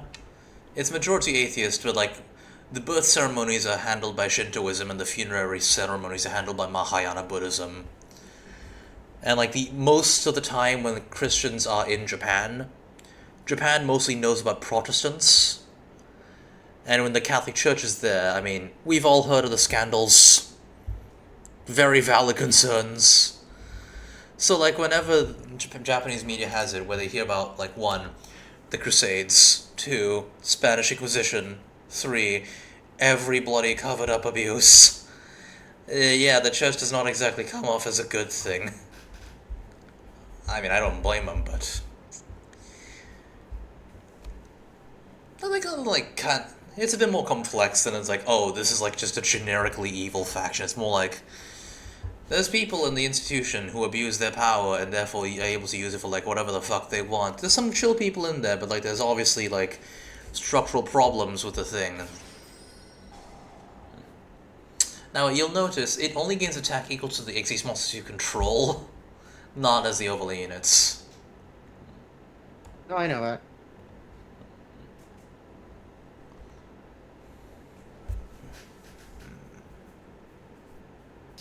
It still has a better effect than either of the other ones had on field either way. I suppose. Do you recognize this deck by any chance? Wait, Moonlight. Yes! Yes. They're meta now! Oh shit, they are. Oh, I Yes! love Moonlight. Because Leo Dancer, sorry, not, is it Leo Dancer? Yeah, Leo Dancer has a retrain called Liger Dancer, who is unaffected by card effects, and is a field nuke. She sends a card from the extra deck to the grave, a Lunalite card from the extra deck to the grave, and then nukes the board. Soft once per turn, by the way.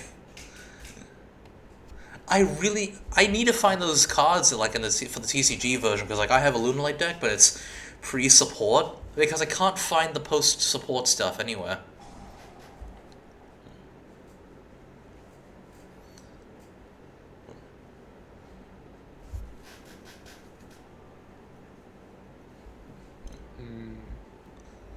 I'll be sending Hund. So yeah, Silver Hound is what you're going to be using whenever you get Kaleido Trick as a starter, because she just special summons a Lunalite from the deck. The deck now has a Stratos.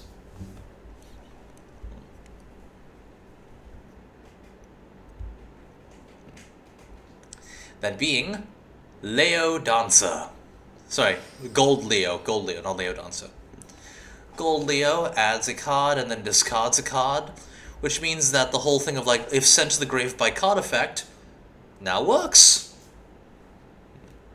Like, it actually works now.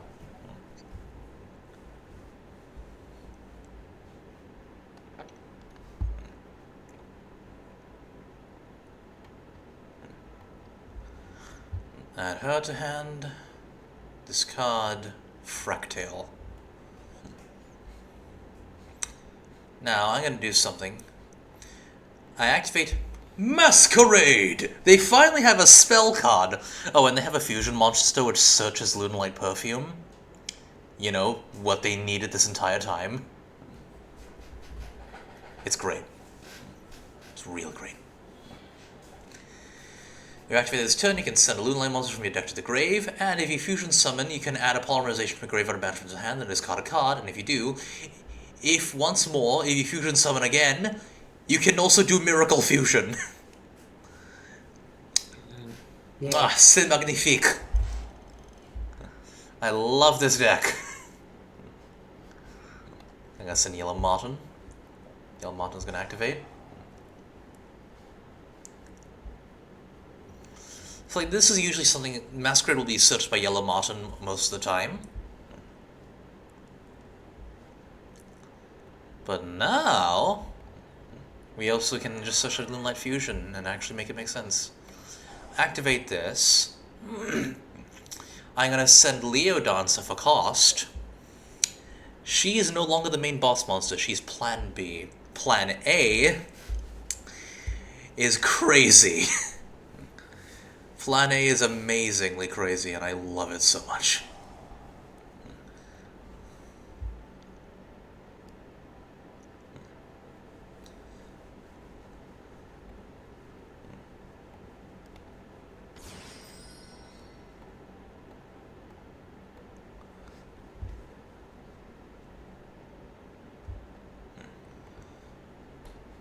First things first, I Z-summon.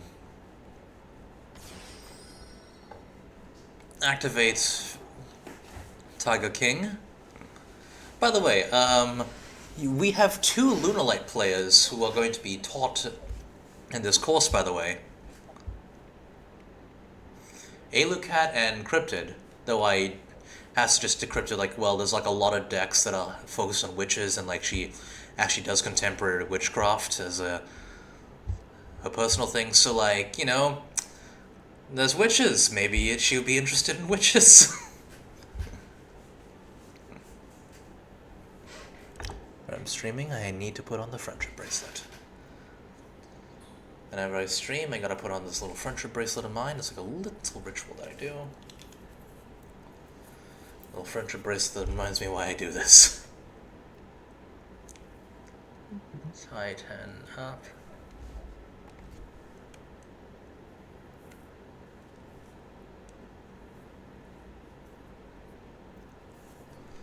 Alright, let's see. Let's see now.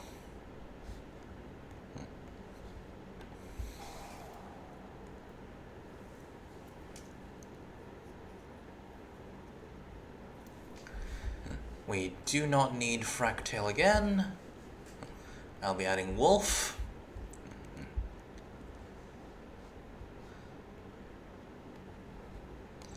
Now first, I'll be doing what is a Link Summon.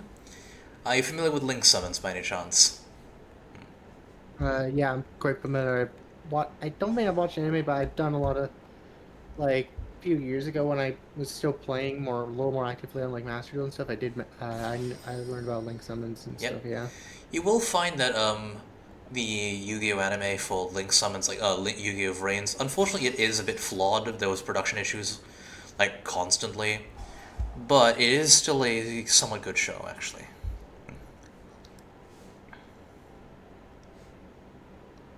Now this is Miracle Fusion with legs, and yeah. So first I'm going to activate Poly. I'm going to be showing you the latest leading lady. And she is everything that the deck has ever wanted. Lunalight Perfume Dancer. Her effect is that she can add Lunalight Perfume to your hand. Not a Lunalight. She's everything we have ever needed. Oh, I forgot the grave effects of the Lunalights. Yeah, it's fine.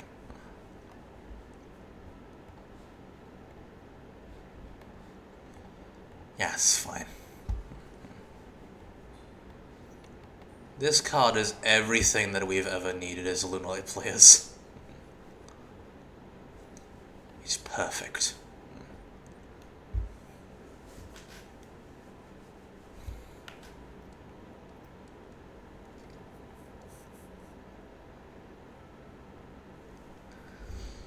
What do you have targeted again? Hmm? What? I'm thinking stuff.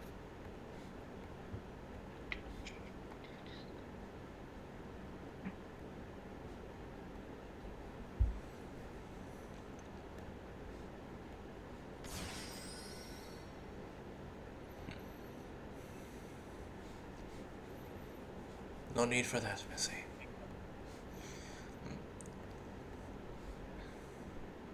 Did I already use Martin? Oh, I already used Martin, okay.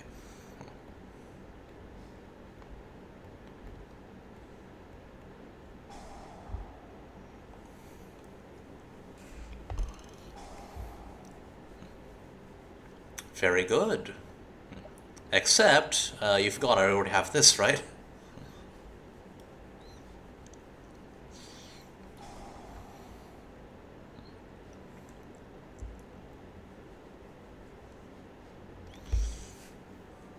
I forgot. I didn't even realize you had that in your hand. Yep. Say hello to our newest leading lady.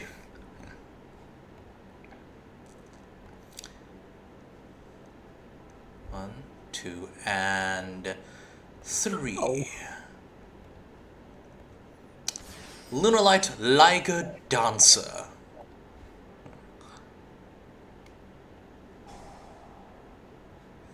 Let me switch summoning Martin. Maybe it's just summon Kaleido Chick, actually. Yeah, I should have summoned Kaleido Chick.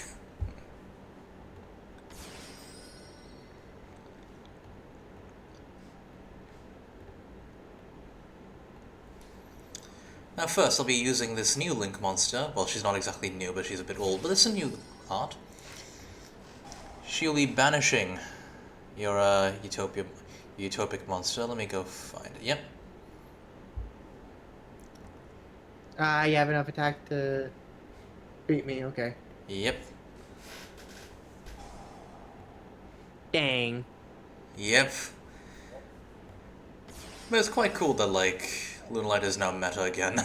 Well, it's now meta in a way that isn't just spamming out as a thought.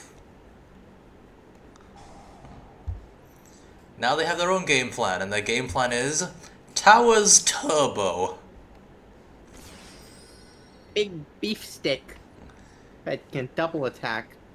Yep.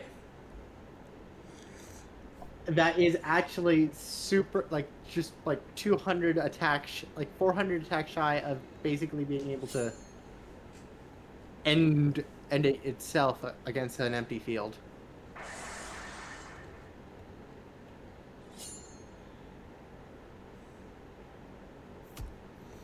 Now I'm holding back here so I can actually let you have a bit of a comeback. But there is one more tactic that Lunalights happen to have.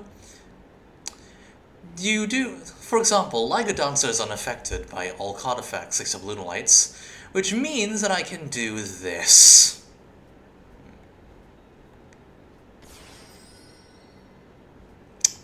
Yeah. I can make Baguska, and Liga Dancer is completely fine.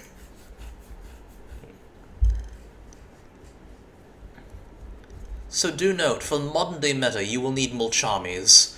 Mulchamis are what you're going to need in order to actually be able to draw cards when your opponent does stuff. You'll find that Utopia deck is unfortunately not very meta, but do note that until I have my other students who play Lunalight, this Lunalight is not going to be restricted for the time being, but they will be eventually. Charmy is one of those that is gonna get hit eventually, because even if it's just too much, like so much right there Yep. that it has. They tried to neuter Maxi, but the problem is that Maxi is Maxi. Which means no matter what, it's cancer. Maxi and any Maxi derivative should never be in the game. Yes, including Maxi's bastard children. I remember when Maxi was able in Master Duel, and by the time it was like more people really started getting into it, like everyone used Maxi. Yeah, like in the OCG. I mean, it's like an arms race. If you don't have Maxi, you're losing. No one should have it then. Thankfully, it's gotten limited at least.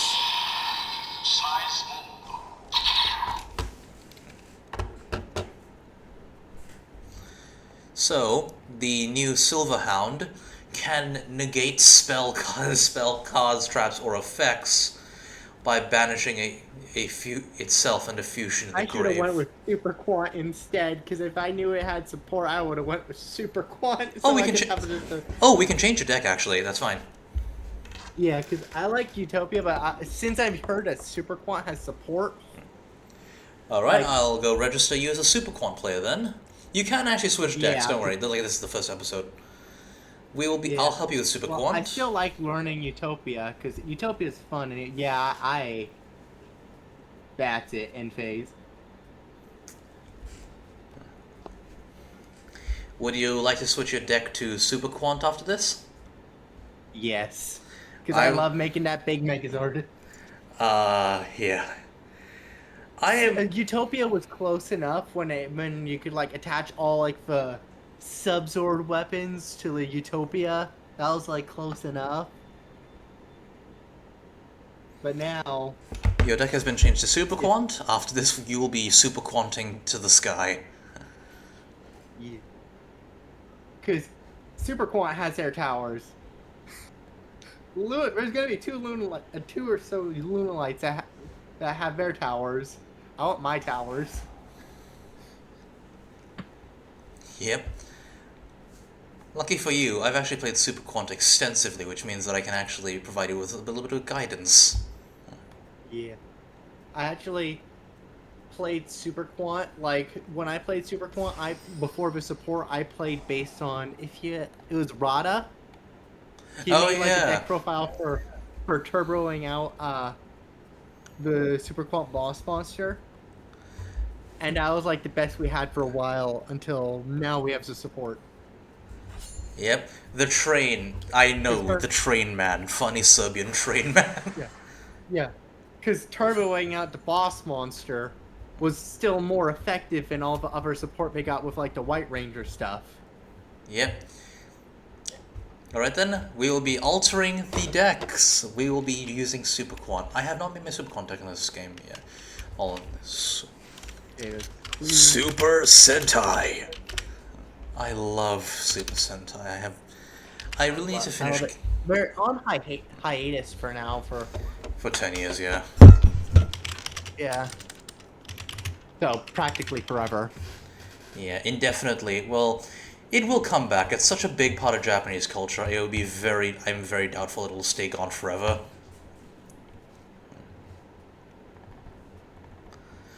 But, of course, like, the official Super Sentai is gone. But I'm pretty sure they're gonna make something like with Project Red. I mean, Chou Uchu Keiji Gavan Infinities. Like, it's practically Super Sentai. It is Gavan holding up the Sentai title, and like, what? We're not Super Sentai, what are you talking about? You have a giant robot. Yeah, but we need to go through, like, security checks in order to use them. Yes, but you also have, like, an ensemble cast of color-coded characters. Yeah, but alternate dimension stuff. You're still Oh Sentai. yeah. I remember Super Quant shut if you have enough cards, he'll shut down stuff like draw he's basically a shutdown of drawing Yep. and adding. You could almost say it's a mistake. Oh wait, that's actually what the card is called! Mistake! Yeah, I So, remember yeah. Neo Super Quant is from what I remember playing. It's just training wheels. It's just training wheels. You don't need it. Do not put it in. It is a waste of deck space.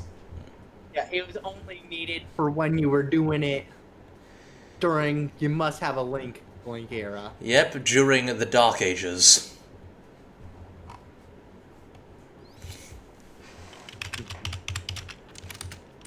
How many Super Quants do you run?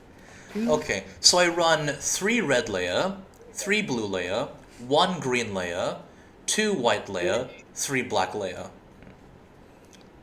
3 red, 3 blue, 1 green, 2 white, 3 black. 3 black. And then of the fairies, 3 of or each. yeah. Now, in this case, only one of the field spell, which sounds crazy, but you can search it out now. Twice. You can search it out twice. Search it out twice, and can you also recycle it? I think with blue layers effect you can. Because she's got the shuffle pack. Oh, perfect.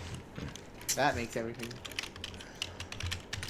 And then, and I'm guessing any of the other, like, layer 19? Yes, 3 layer 19. You need this. This card, Layer 19. you activate it, you set Magna Formation, and then they cannot target your cards. Which means Effect Veiler, Infinite Permanence, shutdown. And also, it's not once per turn, it's one effect each. Like, each effect is once per turn, but you can activate more than one effect per turn. So if you had, like, 3 in your hand, and you wanted to use all 3, you could use all 3 effects in that one turn. Yes. In fact, that's why Red Layer is so useful now, because you can actually loop this back from the graveyard. So we have, oh my gosh, actually making the Sentai team good? Yes! It's currently meta in Genesis format. Genesis format is like, yeah, an alternate format. It is currently meta there, and it has had point reductions, like restrictions. It's still going. It's beautiful. Because unless they decide to make Great Magnets like an insanely high point card, you're still going to try and go to the end goal of Great Magnets. Indeed. Like, because unless Great Magnets becomes like a 100-point card and you can't use it. Yeah. Yep.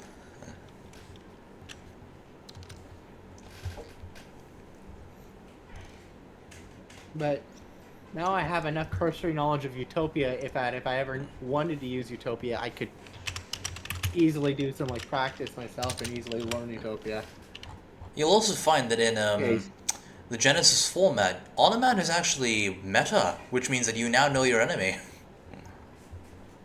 So I will know two of the meta for Genesis format. Sounds like so much fun.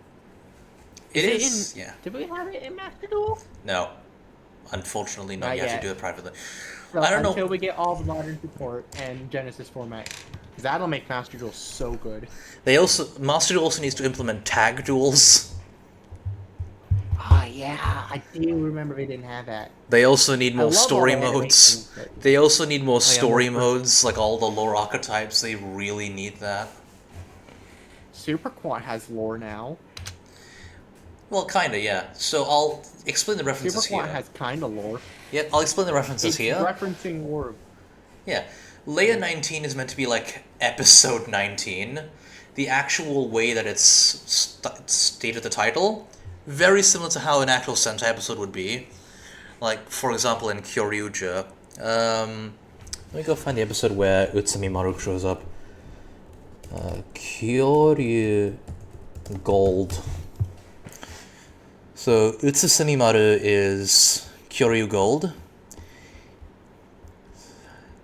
His first episode is... Oh, let me go get Utsumi Maru.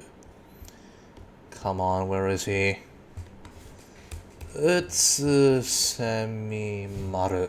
Which means empty cicada shell shit. Because samurai names ended with the word shit for some reason. Because they thought that it would chase away evil spirits. Alright. Brave 9. Very strong. Puteraiden-o.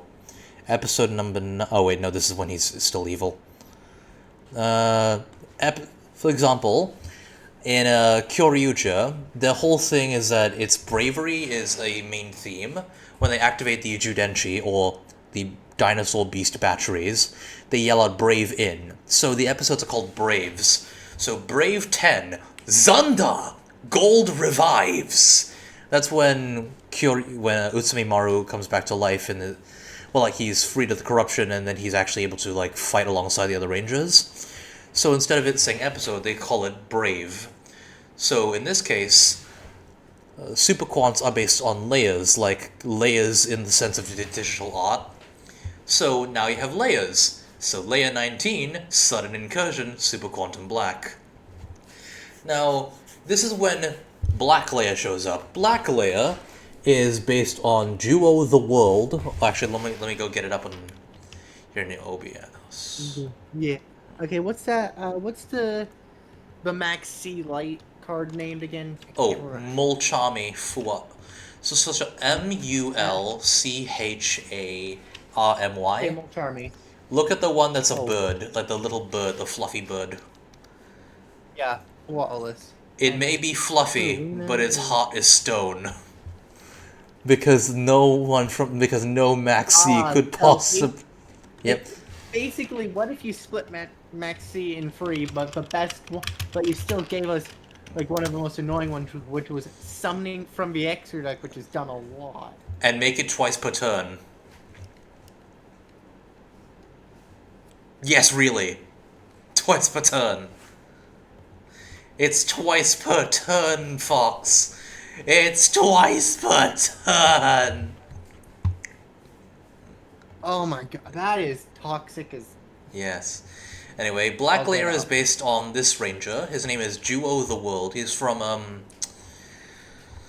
Dobutsu Sentai Zyuohja. So, Animal Kingdom Squadron Zyuohja.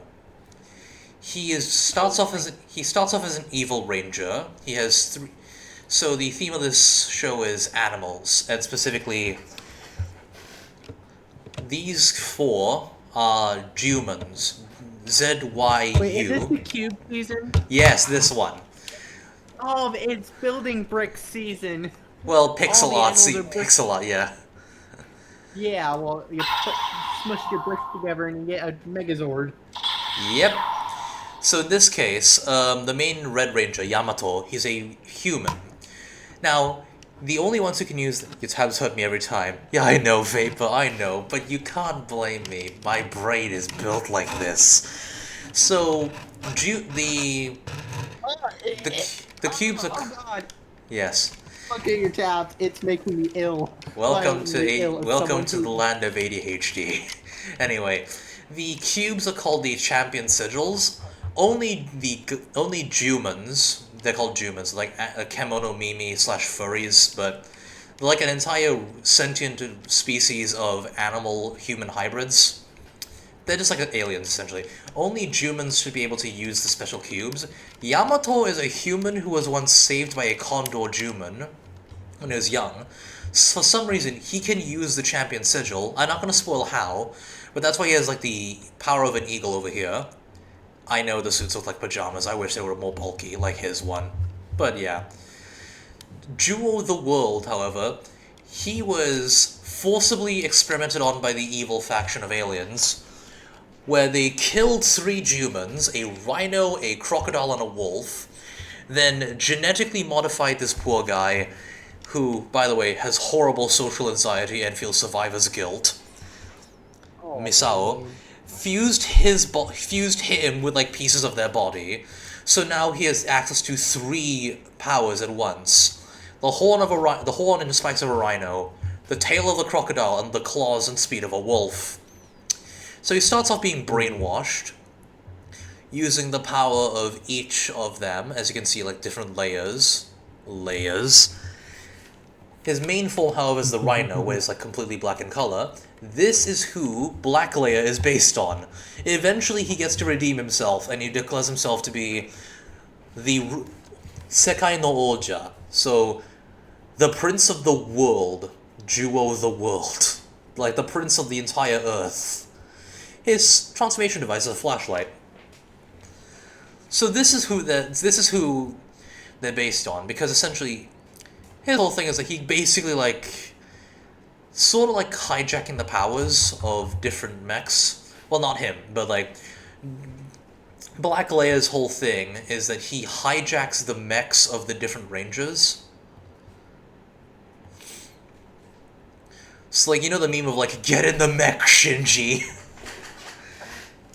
But on the tab thing, I on my mobile phone, I have so many tabs open. It's just when I'm on PC, I can't do that because that causes everything to go so bad. Even Yeah. if it unloads tabs, like I'm bad about closing tabs on mobile. On PC, I make sure I do that because I want to be at least able to read the tab name. By the way, so this effect of special summon one of the mechs from the extra deck using this as material, and then attach a super quant from the grave. Yeah, that thing is basically like, I'm going to like pluck you, shove you into the mech, and I'm the one piloting. That actually happens in Kira Major. There's like a kind of mech which is a evil black dragon MRT train. So either the heroes can use it and they hijack the opponent's mech, or the villains get to hijack the actual mechs of the heroes and they're attached as the arms of the evil kaiju. And then the other rangers are kind of in the mech like, wait, what the hell are we doing here? So this is what that's based on. Yeah, that's super. It's kind of like the earliest I can remember of stealing the evil ranger stealing the mechs before the proper rangers could use it is in Dino Thunder and its original Sentai, where like he would steal like the arm, like the arm weapon mechs. The White Ranger. Oh, Whatever he was Abaren. called in the Sentai. Oh, Abba Ranger. So, Abare, yeah. Abare Killer in this case. Yeah, Abare Killer would steal the mechs to use for his mecha before the main team could get them. Yep. That kind of trope actually got adapted into this guy during the 50th anniversary of Sentai, and unfortunately the last one we have so far. What was Wait, he's the- alive? Never... Wait, who? Arboray Killer is still alive. Wow, that's funny. He shows up in the 20th anniversary. He's still alive. I like it when the evil rangers stay alive. Well, he goes from evil to being like somewhat of a good, joining the heroes, but he's kind of like still, Anti-hero. he keeps his villain vibes of like screaming loudly like ah before he attacks the enemy, for Anti-hero example. type. Yep. Yeah. Also, he's still Arboray Killer. Killer. He doesn't change his name. He still keeps it. It's funny. Yep, so I put hand traps in here. Like, obviously, you need emergency teleport. Emergency teleport gets out Blue Layer. Blue Layer searches out all the super quants. So I'll tell you Why the hasn't emergency teleport been banned yet? Because so many good decks that have psychics use free of it. Yeah, including Punk, actually. So here's the Why hasn't strategy. it been banned or limited? Yeah, I know, it's weird. Free strategy. So the combo is, let's say you have Alphen, right? The ones you target are red layer, white layer, and black layer. Only them. Only them. So depending on it, let's say red layer gets summoned out, and then these two are in the grave. Activate black layer's chainlink 1. Then you can activate red layer as chainlink 2 to add back white layer. White layer is chainlink 3 in order to add another Alphen. So once that is done, all the stuff resolves. This thing adds the black, super quantum black, layer 19. This thing adds back this thing. This thing can act as extension in order to send like other stuff. If this guy gets sent and these two get dumped, summon this, to activate this chainlink 1 to bring out Luster Rex. Chainlink 2 will be red layer, who will be reviving. Actually, no, don't activate red layer. Then chainlink 2 will be white layer to add another Alphen. So this thing gets here, hijacks the mech. You then use Luster Rex to negate itself to detach black layer so that you can get this thing. Or if you already have this, you can get the ship. So like a lot of stuff you can do. Zayton just helps you with all the stuff. So it kind of is optimized the way you can actually get 3 mechs on the field. And also this thing can obviously set this, or on the second turn, it can set Magna Slayer, which means you can OTK very easily, which I have done multiple times and it is absolutely satisfying. Oh, it's so good. Equip this card to it. It gives its attack equal to its rank times 100. Also, if it attacks a defense monster and inflict piercing battle damage to your opponent during a battle phase, you can send this equipped card to the graveyard. The monster that was equipped with this card can make 3 attacks during each battle phase this turn. So like what you do is that you attack, then activate it to detach. No, like first, no, you only get 3 attacks. So, like you attack once with the sword. You attack once, detach, and then you get 2 more. Okay. And then you get to do this. So, yeah. And then you get to do.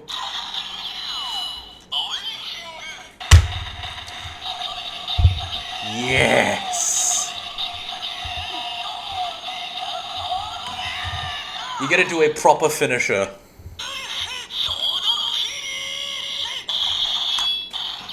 So like in the trope where it's like all of the mechs they slash. For example, they do their finishing move, and it goes like 1, 2, 3, and then the guy explodes, right? This case, you can actually do it 3 times. And if you like, I'm looking at like the maximum attack that it does. It's 12, 4,800. 4,800 is how high you can get this guy.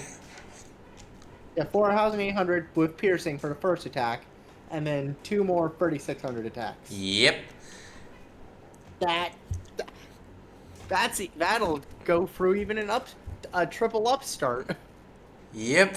Buff on your opponent. It'll rip him a new one.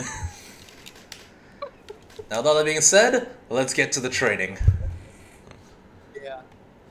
At least I know 2 decks, and my main deck is gonna be the Super Quant. What the? Yeah, Super Quant seems so much more fun because like I love when I was growing up, I remember watching like uh I loved SPD and all the other seasons that I've watched. Unable to Like, connect to host, it says. Hold on, I gotta uh-oh. reopen this. SPD is based on a Deca Ranger, if I recall. Deca Ranger is like award-winning in Japan. I remember that one. I think it won like the Seiyun Award, which is like a very prestigious award for any sci-fi show. It's like, yeah, Wait, Saiyan Award? Seiyun Award. Deca Ranger won the Seiyu Uh, Award. oh, Seiyu. Oh, that's insane.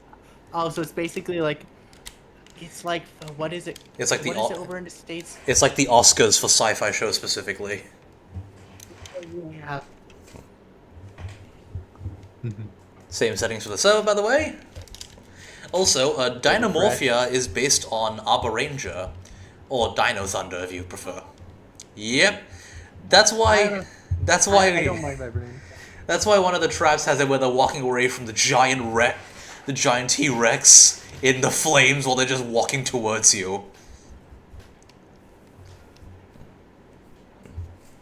It's Okay, so you start off with okay, say hand is layer 19, Zeton. okay. Isn't Zeton Zeton's an the name extender. of the yeah, Sechan? I have No, it's not the bird, it's meant to be Satan. So activate layer 19 first. You want to get that trap on the field to begin with, so that way you're protected. yeah, because I have two hand traps for field and layer 19 in Zeishan. So it's Magna Formation. Yep, Magna Formation. And I Activate- literally only have Activate Magna Formation first, then you can summon Zayton as your starter. Surprisingly, oh, yeah. Surprisingly, Zayton is able to do that.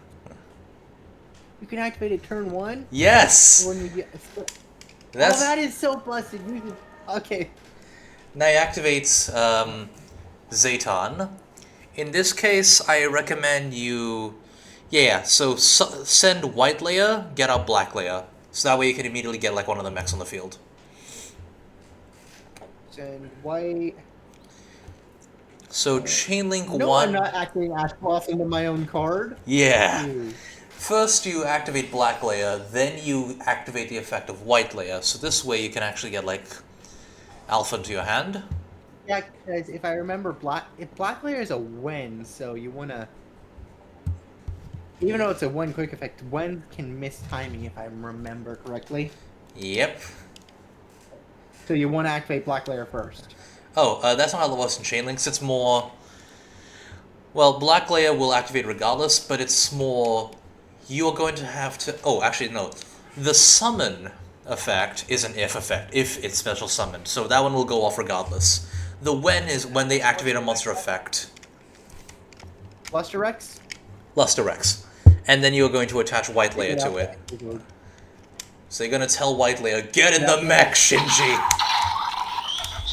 Get out the extra mech first. Now activate Luster Rex to negate itself by attaching black layer. So you can get like a spell, or so you can get like the spell. I'm surprised we haven't gotten yet the either like the black layer Zord or like the the Megazord that has both Luster X and Leo. The whatever the now activate black layer from Grave. Yep. So now you get to add another layer 19. And now you can use this effect to special summon another Super Quant. In this case, I recommend you summon out, yeah, I think either blue layer or red layer. Either, it's your choice, really. I'll go red layer. So now I can use red layer in order to add back white layer. Oh wait, no, you're not white layer, but in this case, so 19 is already done. Yeah, Zayton. Because Zayton can also summon itself. You can summon itself in order to copy the level of red layer.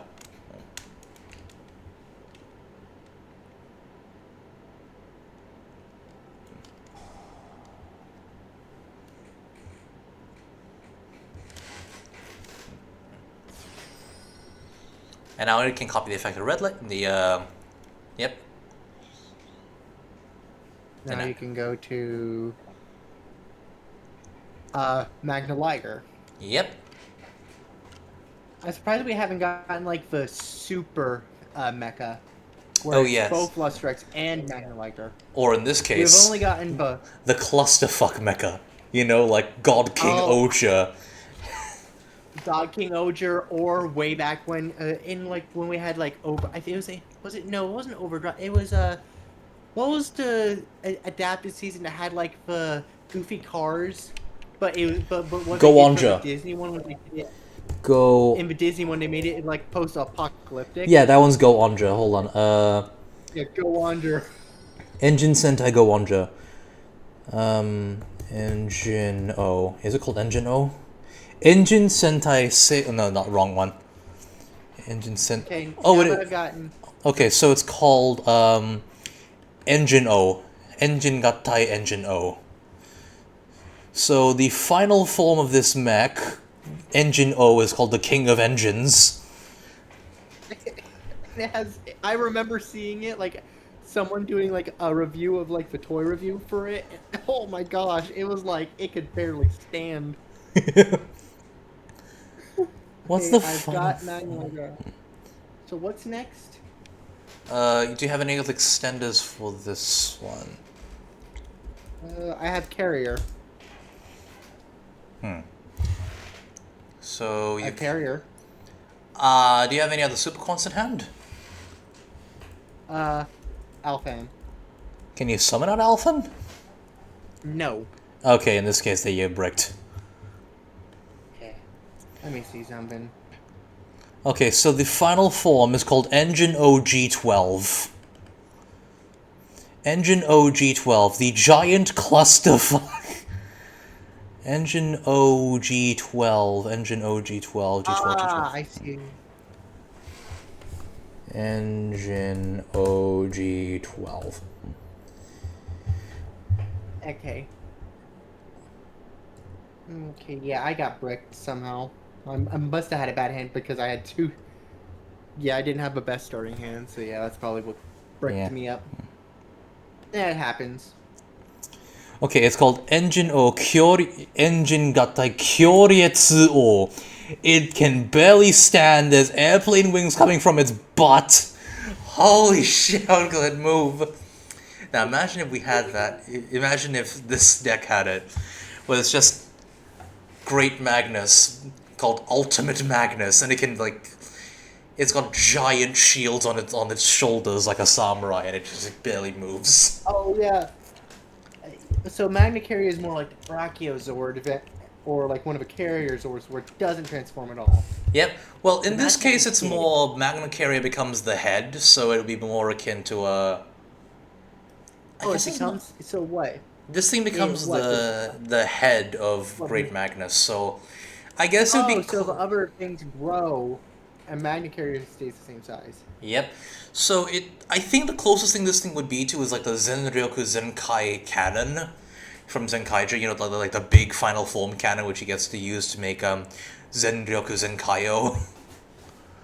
Or if I think it was in Power Rangers in Space, where they had like the main ship and a sub ship, and the sub ship became the head, and the main ship became the body. If I remember correctly, it was one of those ones. I've never actually That seen happened. Power Rangers before. I usually see the originals first. Adaptation Well, of I grew up Denji, with. Denji Sentai.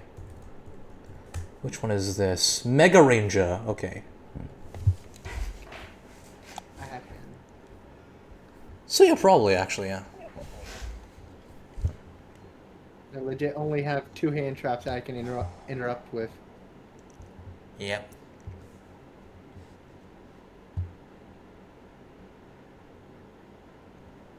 Response. Nope. Nothing to respond with really.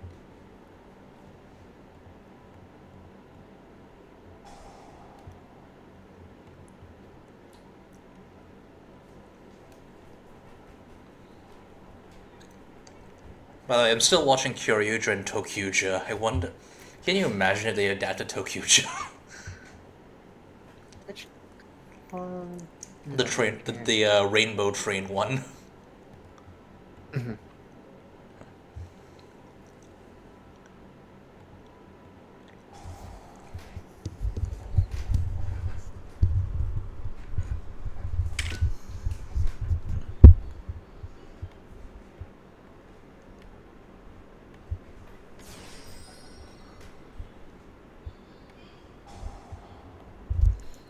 Combination in process, please stand by. Gattai tachimasu. Yeah, my starting hand was bricktastic because I started with 2 hand traps and none of the starters, except for my.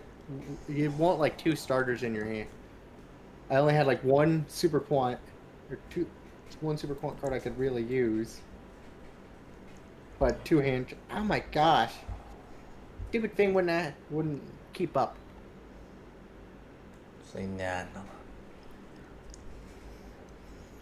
If you want, you can actually like replace some of the hand traps with like Upstart Goblin or like another consistency tool. Yeah, I might like.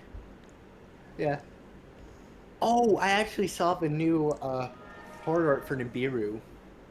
Oh yeah, it's the alien that is inside of it.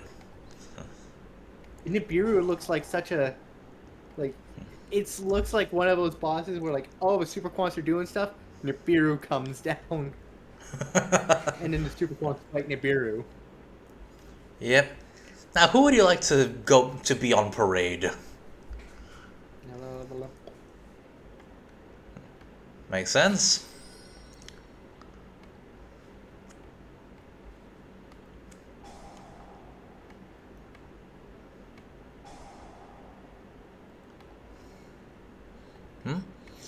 Gonna go make myself some late night soup, have some fun. Enjoy your soup, and thank you for showing. And thank you for being here. Yep. Mm-hmm. Yeah. I wonder if anyone's going to be wacky and choose Skull Servant. I wonder. Though they'll have to be in Yugi. They have to know a bit about Yu-Gi-Oh first. But if they do, oh Oh, boy, I I played gotta. Skull Servant. Skull Servant's very funny because you can just get here. I have this level. What level is Skull Servant again? One. I have It's. his level 1 monster with 21,000 attack. I attack directly. Bye bye. It's super funny. And with all like the generic zombie support and like every like year or two they always release a specific support for Skull Serpent, if I remember correctly. How often is it? Like every year or every 2 years? I think Something like it's. that. We I get think one it's. new card. Wait, why is it not? Huh. I already selected the. What the? Huh? Oh, it lost a connection. My Wi-Fi. Oh no. No, we can remake another room. Yes. That will let me actually hopefully get good luck and actually get the combo through and not brick. Yes. Yeah, because you go in with Skull Servant and you're like, is grass unbanned now or no? No. It's too powerful. It is still too Yeah. powerful. I gotta go Yeah, because first. grass. Because I remember like 6-0, and now I have no hand traps. Oh, you got rotten luck, mate. Yeah. Yeah, because like, yeah, I ever run 60 cards. Like, unless you have like really good mill deck, you'll still run 40 card Skull Servant. Oh, they do have Because Skull an. Servant used to run when grass was legal. Skull Servant would run free grass and 60 cards. They do have a card now, which is essentially a Light Sworn card. Like it's a. It sends cards equal to the amount of Skull Servant cards you have in the grave. So then you can run 60 card Skull Servant again. Maybe, but maybe not. I think it'd be more optimal 50 to just card like. maybe. Yeah, 50 cards Maybe probably. 50. Yeah. Because the more cards you have in your deck, the more you can mill, so the more stronger you can have King of Skull Servants. Indeed. And as long as you can dump your like almost entire deck anyway if you have enough consistency. Oh, by the way, a Yummy Super Quant is an actual deck.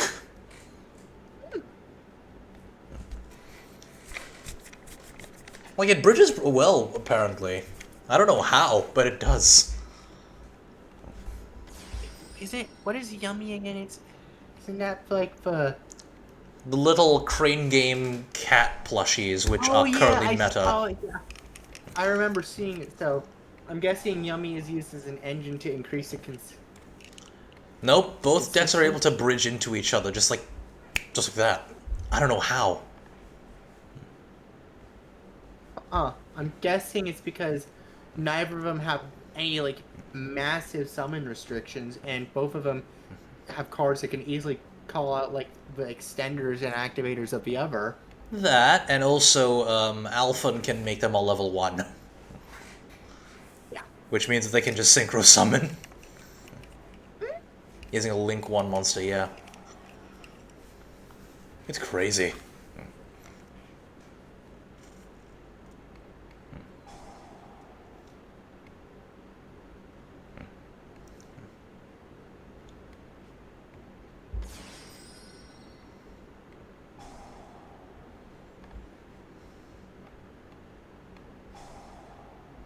Oh. Yep, we're doing it the good old-fashioned way.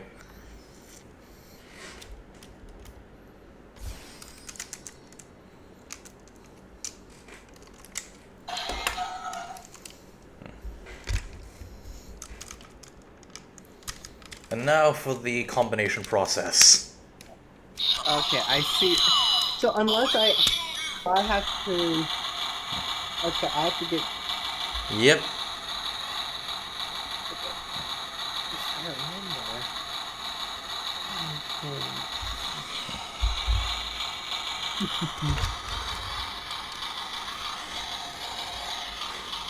Yeah, I just bricked so hard last time, only having like. Yep. That's Choryo how hard Gattai. Choryo Gattai.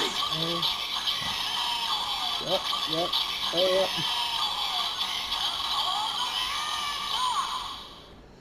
Oh, I realized what I should have done Kansei. last time. I should have activated Magnet. Should have done something with Magnet Carrier earlier.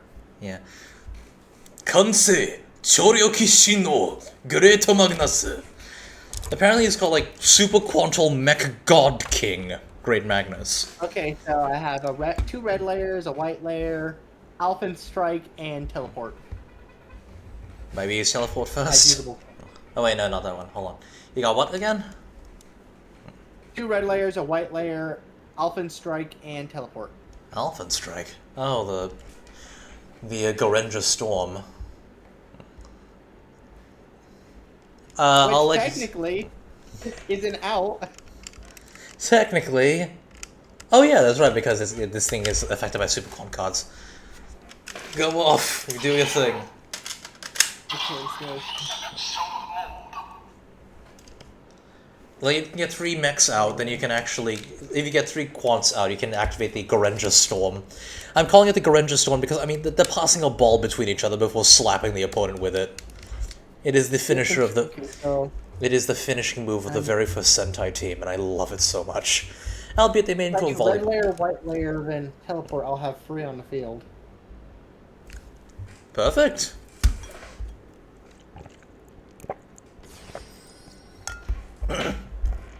And that'll... Except I'm not going to let you do that, you see, because I know what you're planning now. Trial by fire.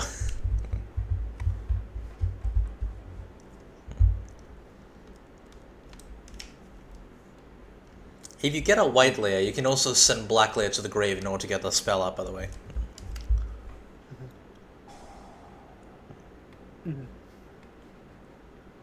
Oh. Yeah, it's fine. You can add cards from the deck to the hand, as long as I get to keep my big boy.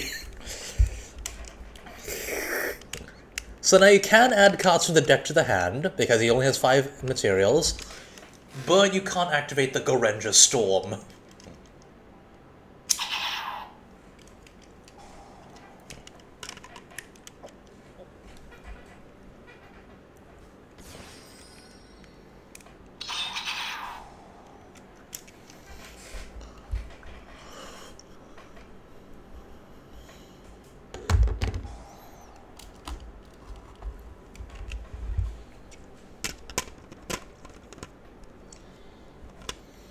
So now you can activate. You can add the layer 19 in order to get another super quant out with this effect. You can get green, or you can get another red out in order to add back black layer, for example.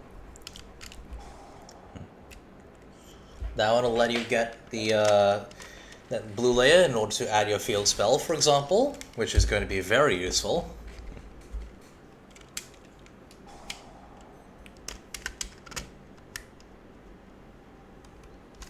Yeah, come on. Oop. There we go. Well, and then it's activate this.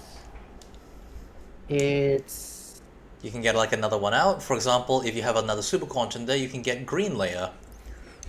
Or, well, actually no, special. actually not green layer because that would be a bit wasteful. Special what? Green. What was? You can get red out. You can get red in order to, because when red is summoned, it'll add back a card, so you can get that to get back layer again. So in this case, I recommend get red out. That goes to grave. Now activate red to add back layer 19. Now you can get the OTK trap. So now you can activate the Gorenja Storm, as I mentioned before.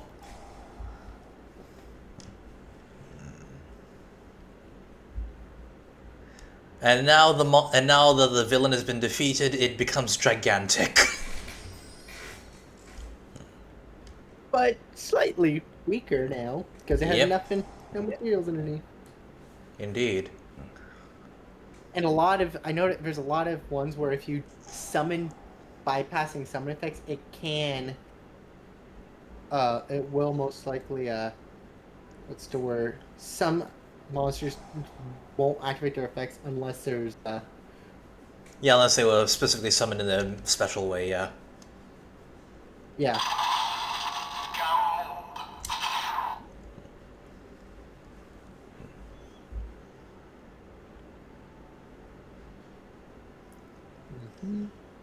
So now all I have to do is to get your mech out.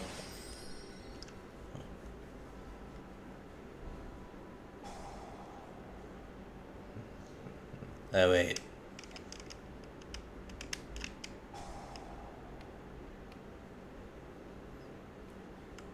I guess we could put the danger monsters in there still, because free material and all that. Oh, Ha. did I? Huh? Did I mess up? You know, maybe you should put in the danger monsters like in the good old day, like in the old days of it, so that way you have like more consistency and stuff like that. Yeah. Yeah, I'm noticing like I'm missing some pieces that would really help. Yeah, Yeah, we can just refresh yeah, the duel. We can refresh the duel and just start again. yeah. I'm gonna see if I can get or actually the meta variant is the yummy super quant. So, like, I don't know how the yummy version works, but yeah, people have been actually doing that. It's funny. Do they? I'm pretty sure they'd have deck lists of that out now. Yeah, I think so. I don't remember how the combos go for that one. I saw it on a YouTube channel once, but like, Oh wow, Snatchy's already limited to one. yes, because FTKs and also Mitsurugi being a thing. Because for Yummy Snatchy, its effect for you to pay life points is not once per turn, it's once per chain. Oh my god. Oh, that is devious. Mm-hmm. Exactly. Danger.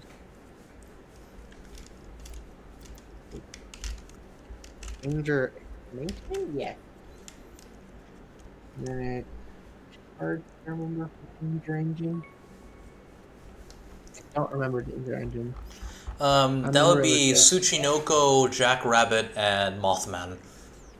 Also, or Nessie. Nessie if you need more 7s than 4s. So out of all, so I remove maybe like one maybe remove like one copy of few copies of impermanence. Few of the hand traps for consistency, right? Yep. Because sometimes you don't really need all the hand traps, you just need to actually be able to destroy the opponent with your... You need to get your cards out consistently. Sometimes people will sacrifice the hand traps in order to actually be able to do the combos better. Because the previous format, when Malice and Ryzel were around, we would get into situations where everyone just had hand traps and nothing else, and like hand traps and no engine. So I must so say, how many cards is the engine again? Oh, it's like, it's really up to you. It's your choice, really. It's Tsuchinoko Jackalope, and out of even people usually do one of the big ones, but So, like, in that case, it would be the Nessie, the big yellow lizard, the big yellow water lizard. they ever did like Nessie at the top and Bigfoot second, and then the rest of them below that. Yep. In this case, you don't need to play like the full engine. You can just like play a small package to make it easier to summon out. Like four danger cards, 4 to 6. Yeah, right? 4 to 6. Yeah. Oh, yeah.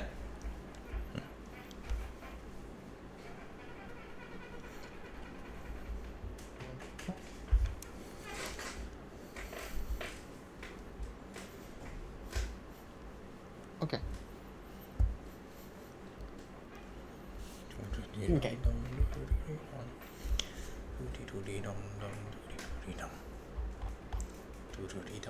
There we go. Refresh. Let's try this. I'll let you go first so you can actually do your thing.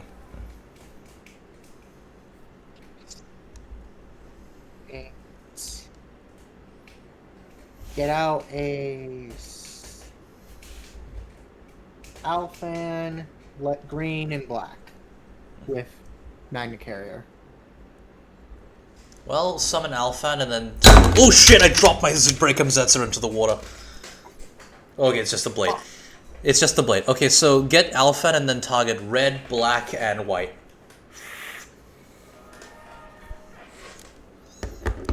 Oh, I gotta go get some tissue for this.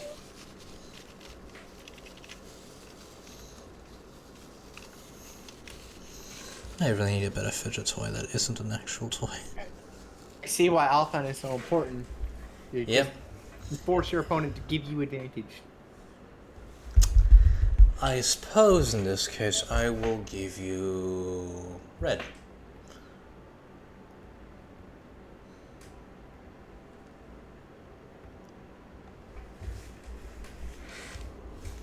I need to test if my keyboard's still okay. Hold on, I'm gonna go type some stuff. It's a black, then activate white. Select the effect to activate white, and then it's black, white, then red, right? Order of activation. For the red, I do not think you should be using red in this case because you can either summon Alphan or White Layer, but you need White Layer to be in the grave in order for Black Layer to do its thing. Ah, okay, so it would only be summoning Alphan, which is kind of... Yeah.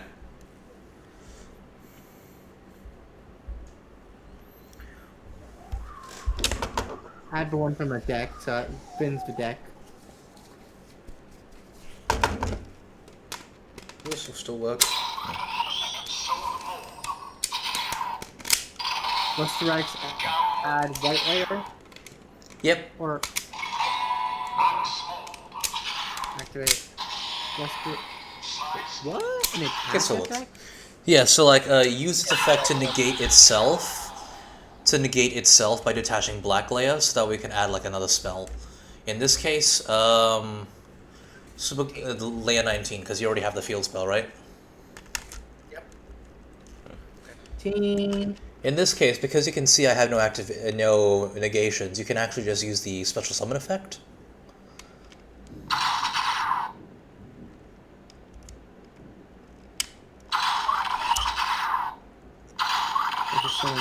This one. And then your special summon. Do you special summon off the effect? In this case, blue or red if you want to re-add layer 19. I would recommend either blue or red. Green is a very fringe use case.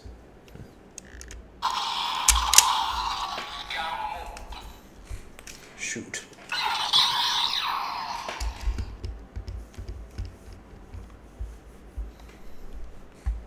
Oh, okay. Blue.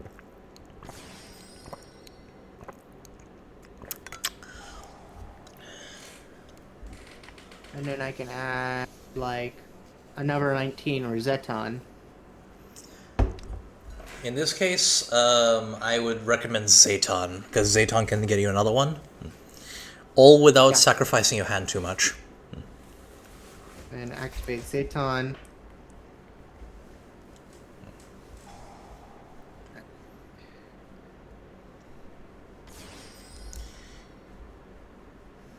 Now you can activate Zaton to tribute itself, dump another Super Quant, and then you can special summon another Super Quant. Preferably one who is not already on the field. So So dump out, say, I can... you can dump out green I and dump get like out? red back. Oh, I have green in my hand. Oh, then in that case you can dump like Dump a red or white. well, you Well, can not like white. dump a white to get red back, because like you already have white on the field with the mech. Yeah. And then you can use red in order to add back the layer 19 and to set the OTK trap. Because the OTK trap is also just a wall.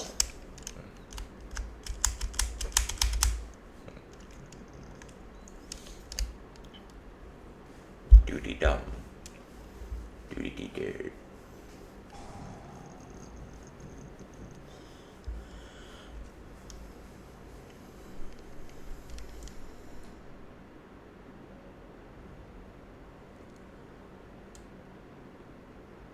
Okay, and then activate Magna Carrier.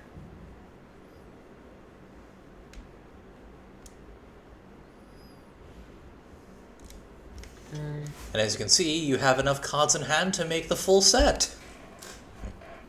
Activate Magna Carrier. Discard either an Alphan, I'd say. Yeah, you can discard Alphen. You're not going to use Alphen again in this case.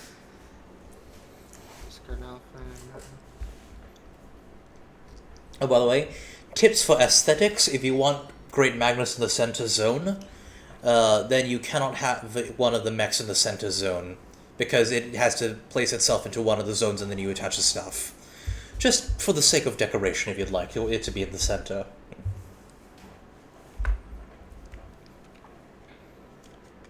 Because rulings are weird.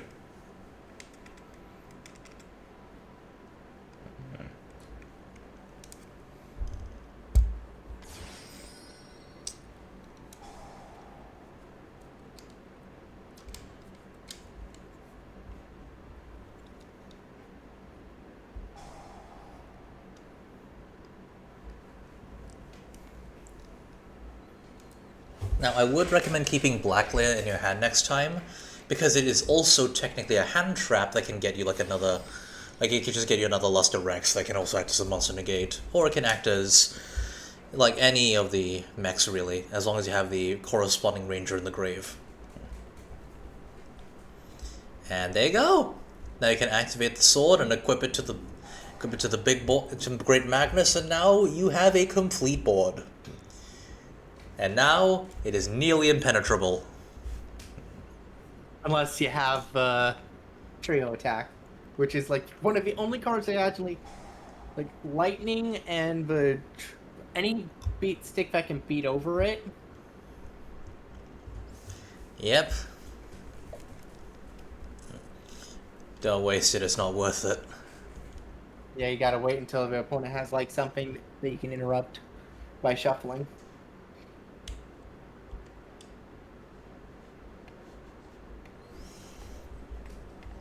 Because that thing doesn't target, it's kind of pointless to actually get the protection one.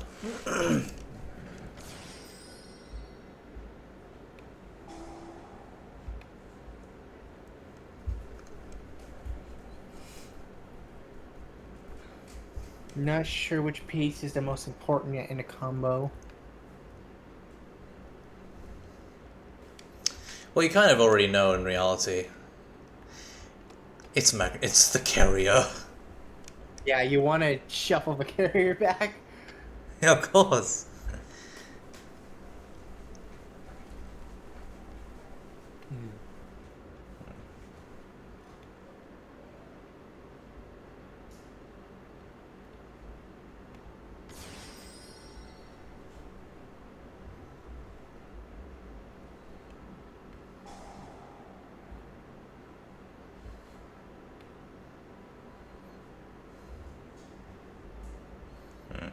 Hmm.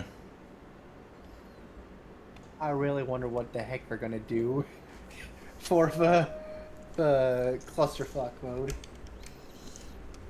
Well, it's quite simple. It being unaffected is only unaffected to Super Quant cards, so all you need to do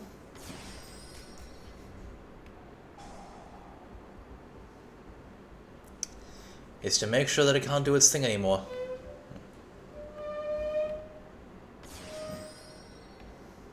Honestly, the best thing to do would be like Pop it and lock it.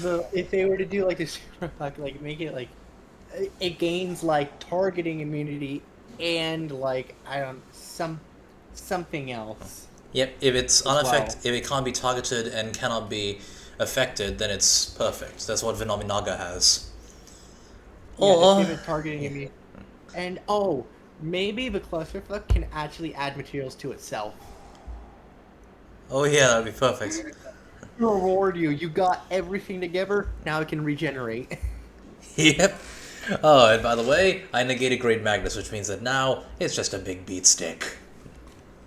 Which means that I can do everything that I ever wanted completely uninterrupted. There's nothing you can possibly do about it. Perfect. Now, why would I add that one, you might be asking?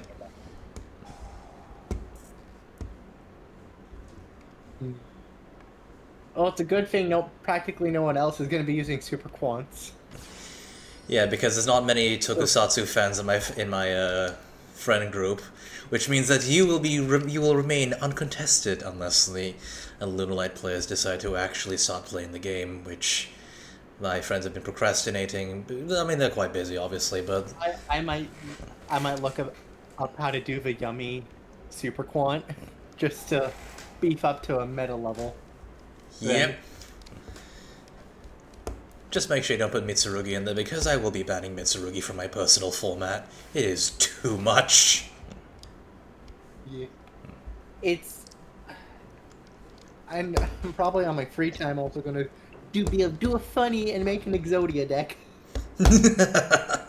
Well, then you have to Hey, register. I have free Yes. copies of Library, free copies of Upstart, Well, you have to register that free as your copies of deck Duel. first, so you can only have one deck once it's been set in stone.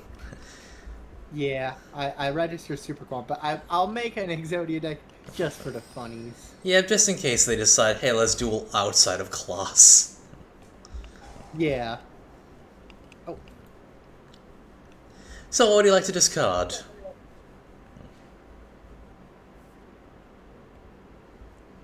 Don't need the volleyball.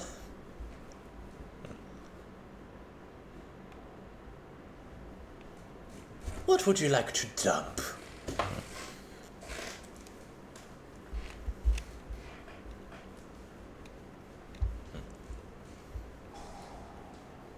Smart. Increase your defenses.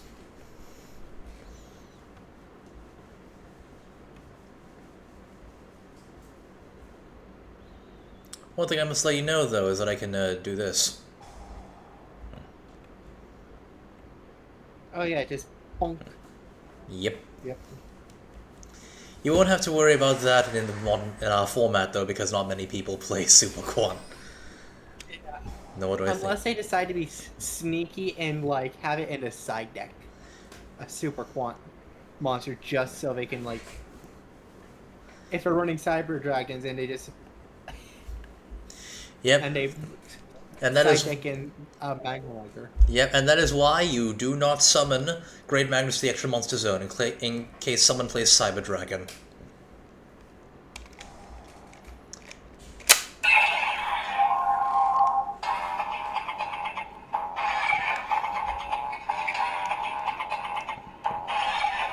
Sparking.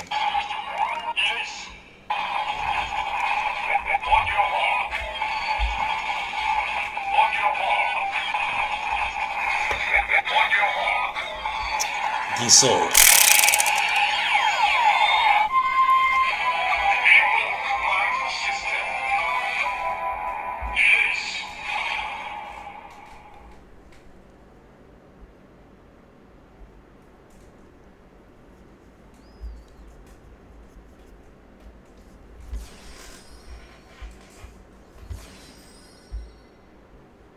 Smart. I didn't.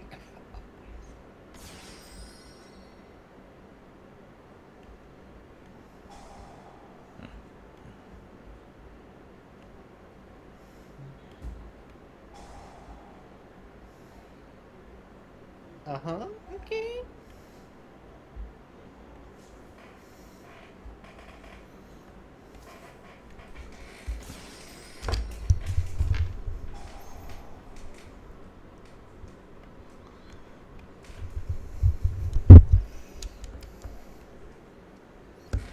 The combination process will now be commencing. Please hold on to. Please keep your hands and feet inside of the mech at all times.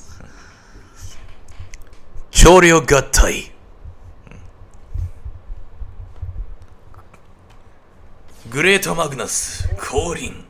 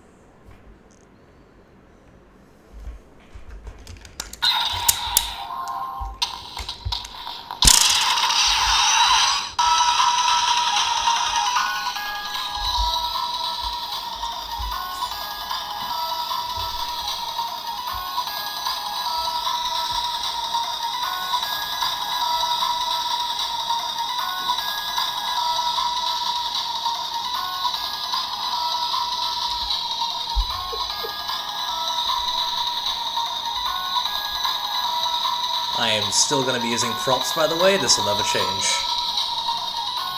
Yeah. Oh.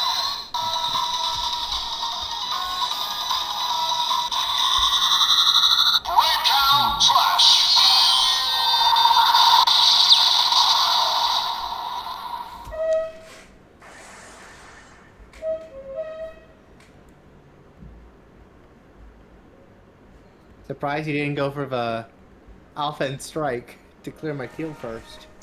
Yeah, but then I didn't have enough stuff there.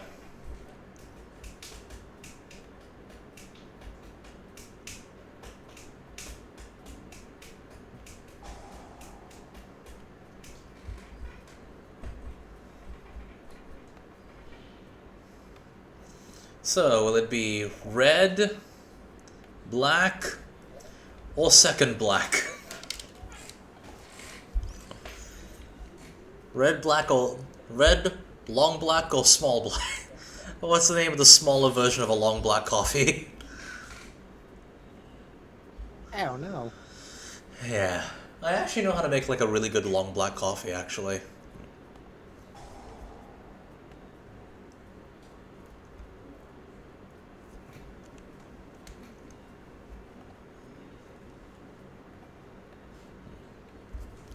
The secret is you gotta put.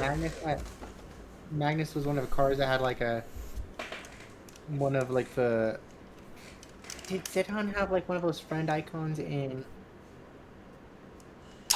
Let's do the Quantat in Duel Masters. I can't remember what I had for like special, like what's it called? Cosmetics. Interesting.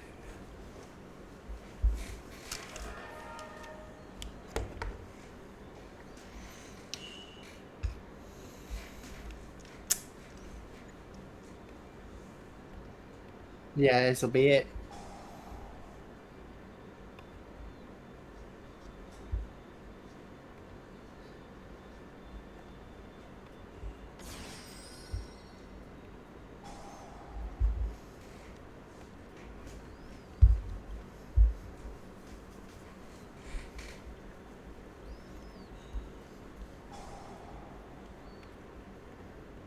Now here's what Black Layer is for. When you activate a monster effect, I get to use Black Layer. Black Layer will then summon itself out, and then it'll make another mech based on the stuff I have in the grave, which means I can now make White Layer. Very good. That is exactly what Mulchami Forlos is for.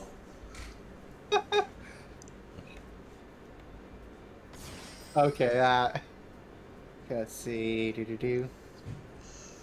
Now do note, all the Mulchamis can only be activated if you control no cards. So that's Yeah, their I way saw of, that. that's the way they try and balance it.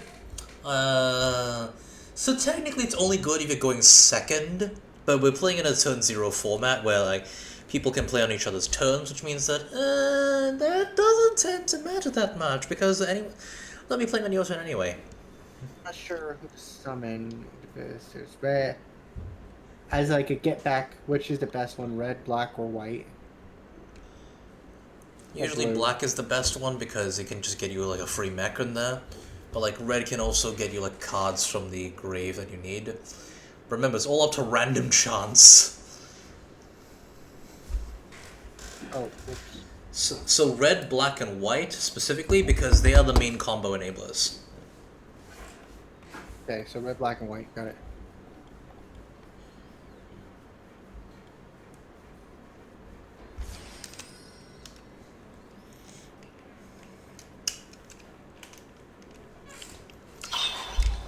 So now I can use red in order to revive black, and then white layer just sits there and looks pretty. Or you can dump another card if you want, if you really want to, but like I don't think you should be doing that at this point. White layer will just sit there and look pretty, and then be used as a material for a double material Luster Rex.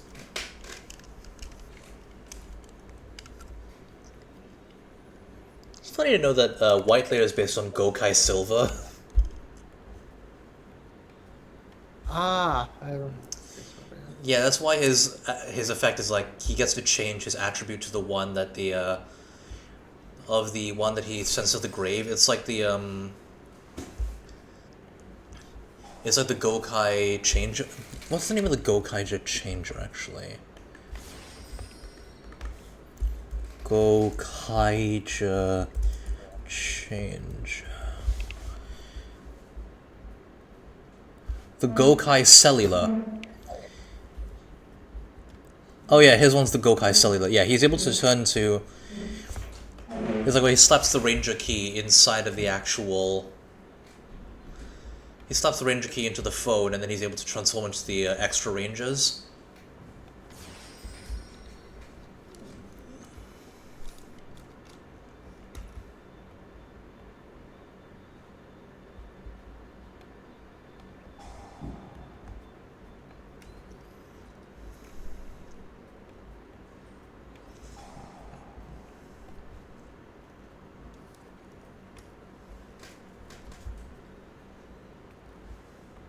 Yeah, I lost there. Yeah. Okay, I see. Yu-Gi-Oh! Is still a game of luck, after all. I do recommend, in your extra deck, like, put SP Little Knight as, like, a plan B. So, in a situation like this, you have two effect monsters on the field, you can just link summon into SP. She's a good backup plan for everything. She's a reliable link monster. It's like SP Little Knight, so it's like IP Masquerena into Nightmare Unicorn. She is Nightmare Unicorn, but a link too. Well, not really Nightmare Unicorn, but, like, you know, like, she banishes. And you would get rid of like one copy of like One of blue the and green for links. Yeah. Like, Or, one like, of the you get mechs, rid of, really. like, Yeah, usually, like, Yeah. green, you get rid of, like, green because you don't use green that much. But, you know, it's like, it's there just in case. It's like, if you use that for SP, you can use that for Zeus, you can use that for Typhon. If you're really unlucky, just put Typhon in there just in case your field gets nuked. You only have like one monster left. Or you could do sudden change, Zeus time. Yeah. If you really like, my one mech isn't able to do anything. Yep. Oh, hello there, Silent Wrath. As you can see, I'm teaching Fox Cyber here how to play a Super Quant deck. 2 Sentai fans duking it out. Of course, he's because Zeus is like, it's like sudden Zord shift into like a base humanoid Zord, and it just nukes the field if you have to. Yeah. Finally finished moving. Oh, that's great, Silent. Oh yeah, Silent is you. Sorry, I didn't recognize your name for a bit, but nice to see you again. For context, Silent is one of the VTubers that I'm making a sort of VTuber version of the Progression series with.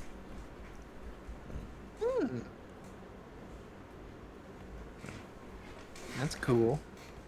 Indeed. You're on PC. Great. Oh, by the way, Silent, it's on my server we're doing the Yugioh Academy thing. I changed it from Yu-Gi-Oh! Bootcamp to Yu-Gi-Oh! Academy. Isa is one of the teachers there, albeit she hasn't taught anyone yet, but, you know, it's possible. Would you like to be one of them as well?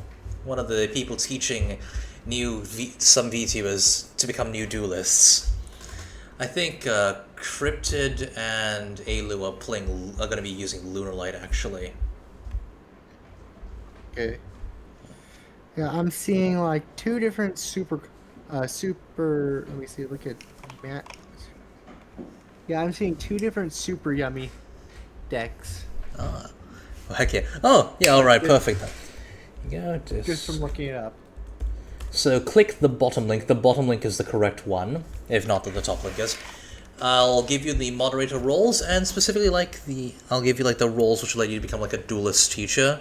I even named like duelist alumni for context because, you know.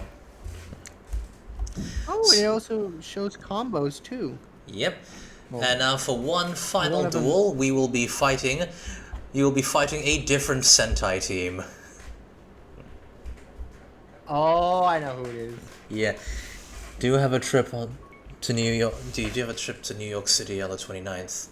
I hope you have fun at the Big Apple.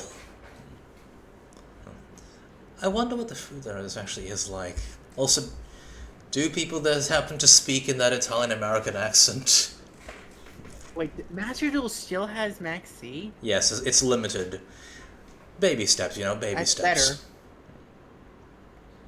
That's better. A lot. What is happening? What the heck? You're really For your final duel will be against a dragon deck. Yes! By Isa, right? Isa loves the Zark deck. Zark. My friend Izanami, she's a moderator in the server. She's a freaking pioneer in the Zark deck. Like, it's amazing how... that one where... Yes, where the... like just Oh, you're gonna be fighting a Silence dragon deck. AKA... Run.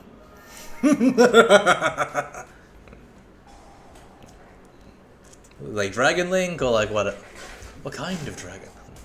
Very good. Now remember, you have to send one from from your hand to the grave to do this.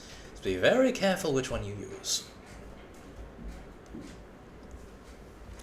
So this is an assortment of different Sentai teams versus Arbor Ranger.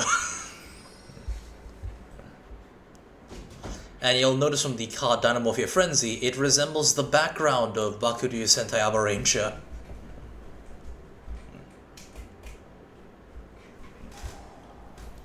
So a lot of the cards nowadays are going to be like Super Quantum Black. You get to use your card effects on the opponent's first turn.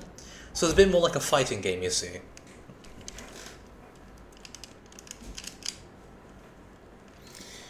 By the way, Silence, if you're a teacher, can you help one of the students, Marcy, with like the Draco Tail Dragon Maid deck? She's played Dragon Maid before. Yeah, she's played Dragon Maid before. It's like it's a simple fusion deck, and really like once you like are able to shut down your opponent, you're like constantly slipping between the weaker ones into the stronger ones, and you can just beat down Yep. during that. Fusion dragons. Oh, so like Draco Tail or something. Interesting. You love Dragon Maids? Yes! I also have to watch I, I also have to catch up on the anime. I'm still at the part where they just fight in a field. Wrong. Huh? Oh, it's not Draco Tail, it's something else. Interesting.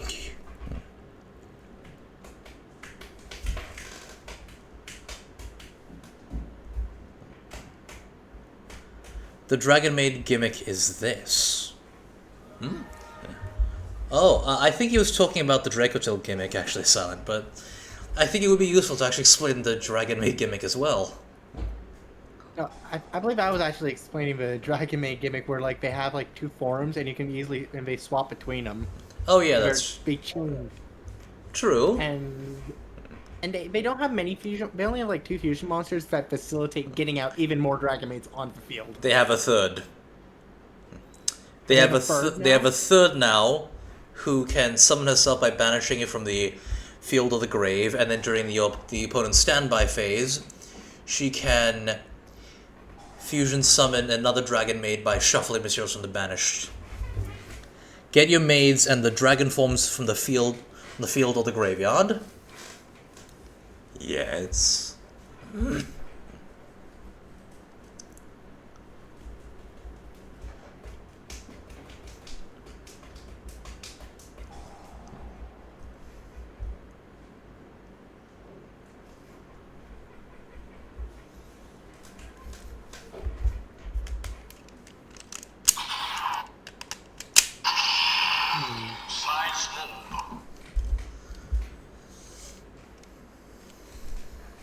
By the way, Silent, I got the Breakham Zetsa.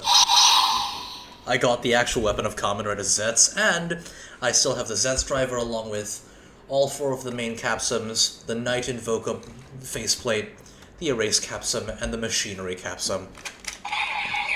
Switch them out every battle phase, and main phase 2, switch them back to the maid forms. You keep doing this until you get your fusion spell. Yep. And of course, with their new Dragon Maid, being Lady's Dragon Maid, she is the second fusion spell. Well, she is a second fusion spell, who just, like, you know, gets Sheo out for free. Strategy now is let's, like, get two of them, same attribute, different level, do, like, the Miracle Fusion thing, and then after that you get to do the whole fusion thing. Fusion spell, what you need, Synchro Summon your Omnigate. Synchro Summon? Oh no, Fusion Summon, I think you mean, like, yeah. And then you are set. Yep, with Sheo.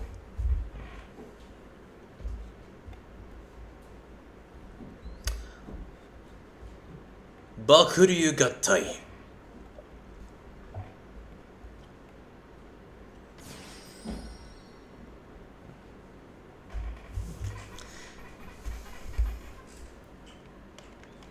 I think it can actually help with teaching my new friend Marcy, actually.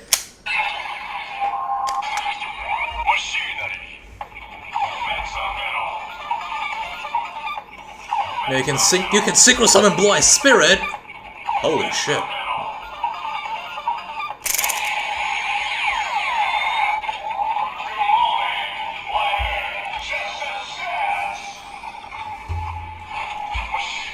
Bakuryu Sensei.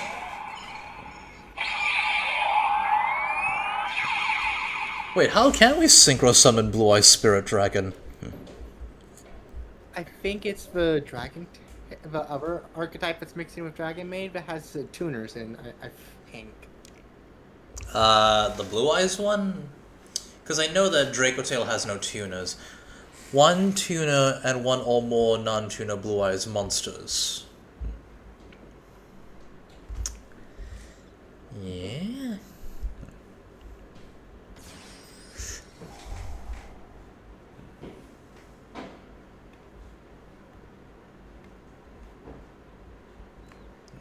This one. Half. So Maid and Priest. Warrior. You wanna see something funny? It's egg and stuff. Ah, so the blue eyes stuff.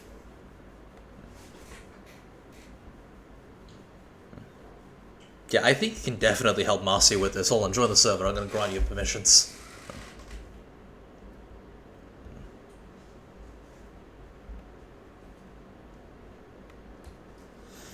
Anything that is or mentions bed. Blue Eyes Dragon. Ah, blue eyes were yeah.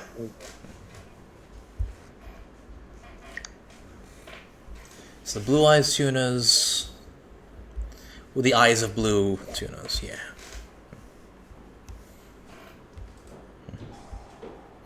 Welcome in our new Yu-Gi-Oh teacher.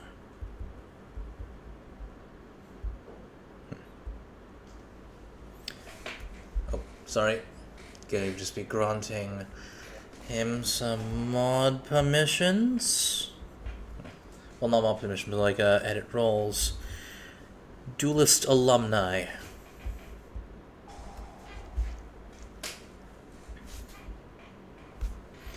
So you have been named Duelist Alumni Silent. You will be able to see the Yugioh Academy chat. In fact, you can actually join the VC as well if you'd like.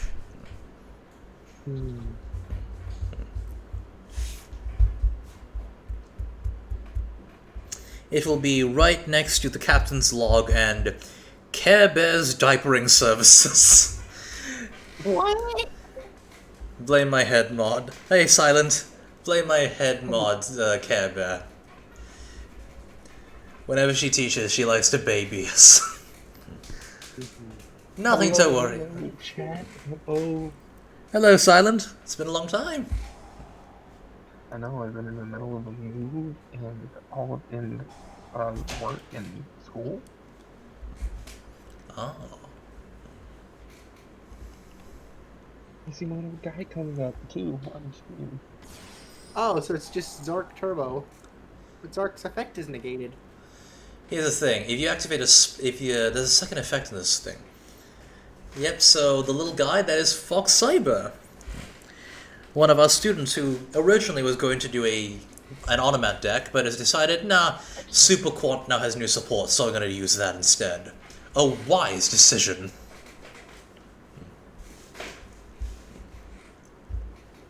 Oh, I can't play these cards against him. That wouldn't be fair. What cards? Dominus Purge. Ah, Dominus cards. You can look at the Dominus cards later, Fox. Just note that it depends.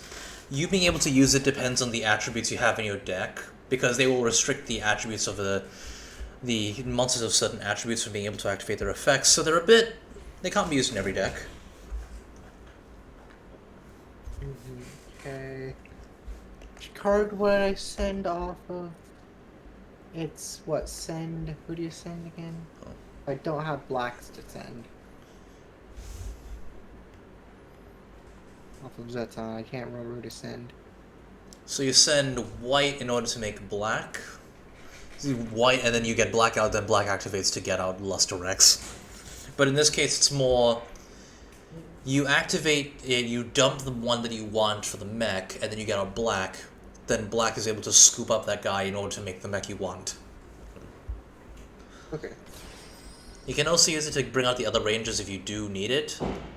However, do note, Rexstrom is not going to allow you to do that because Black Layer has more attack points than my life. Yeah, this deck is the Dynamorphia deck is busted. So technically, this is a meta deck. It's an anti-meta deck.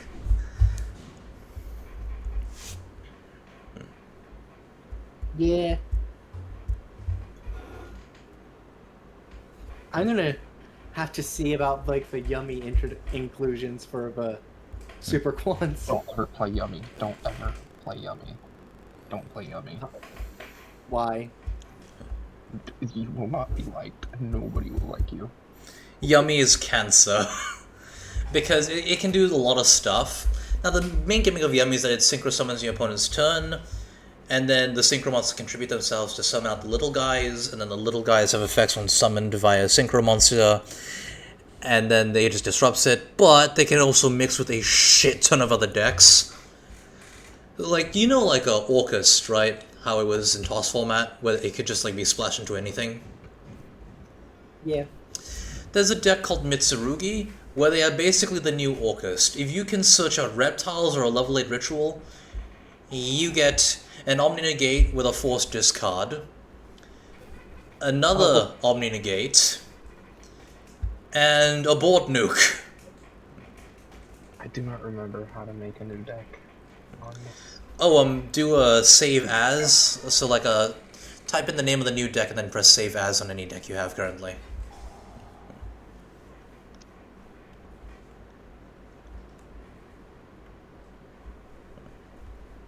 Okay, Buster Eyes, and then...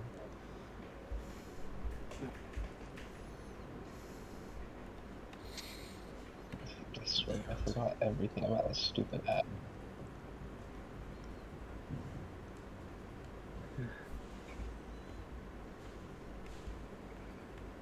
Okay, oh.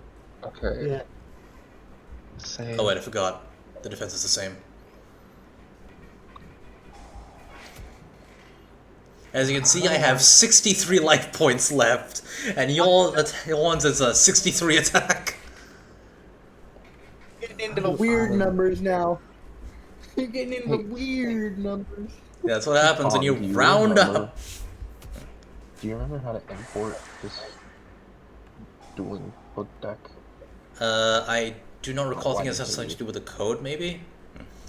I've never actually done that myself, figured it out. actually. Yeah. I figured it out.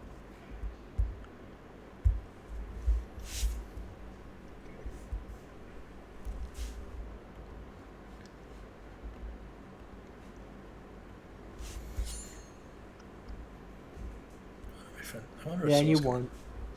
Yep. Definitely. Yeah, you won. So Zark is just, let me guess, a beat stick in this deck. A beat stick, and also if you activate a spell, I can tribute Zark in order to bring out like the other dimension dragons and their alternate forms. Yeah, so I can bring out like Crystal Clearwing, for example. Greedy Venom Fusion Dragon. Arc Rebellion. Pip was live. Okay. I just looked over and I saw Pippa. I was like, wait, Pippa's live. This late at night? Jeez. Okay, so that's...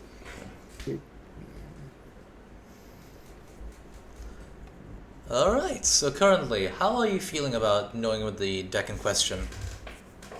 It's fun, and if you can get through interruption, or you basically can get through interruption and things that'll clear you can really do a lot. Indeed. Now, for your current understanding of how the deck plays, how are you feeling about it currently?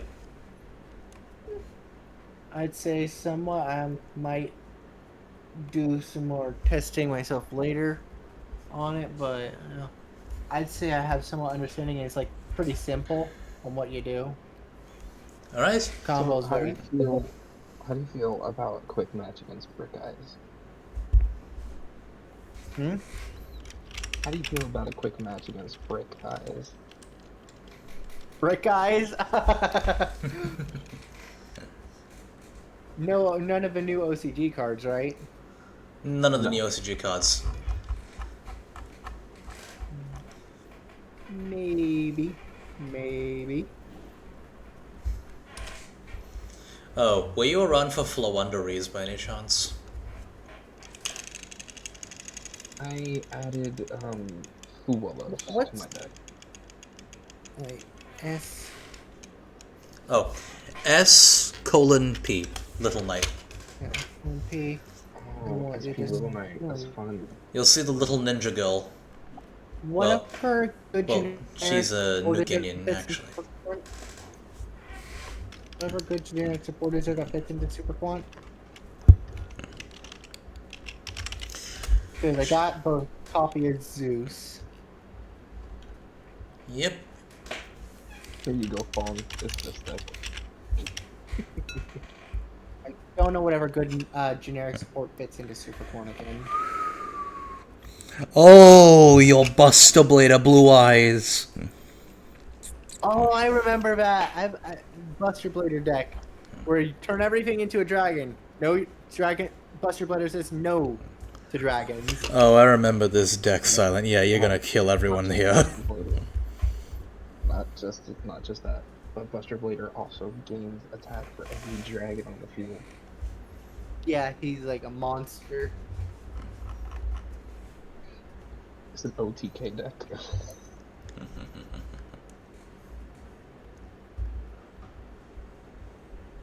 What's another good generic support? Generic extra deck card for Super Quant? Generic extra deck? Yeah. Code Talker. Which Code Talker? Is Decode Talker? Decode Talker's unfortunately not very good. I mean, there is the new OCG version with the full frame, but that's more of an OTK tool. Integration, yeah.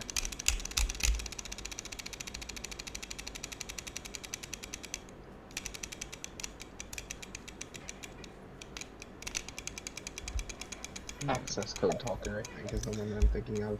Well, access code needs like a link monster to be the material as well, and like the only link monster he's got here reliably is SP Little Knight. SP.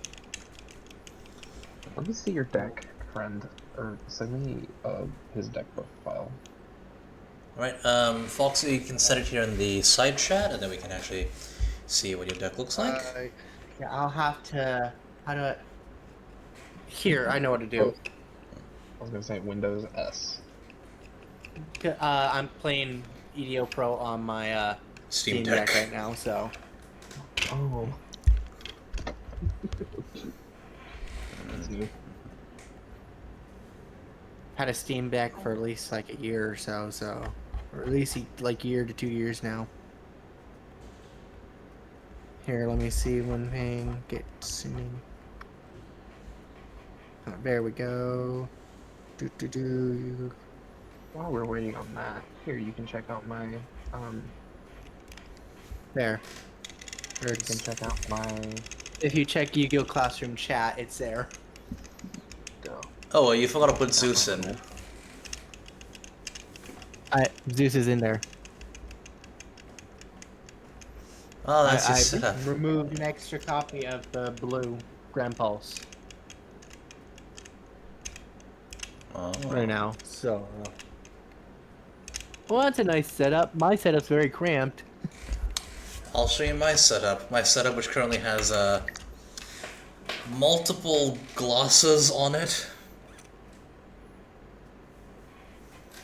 And Because I have.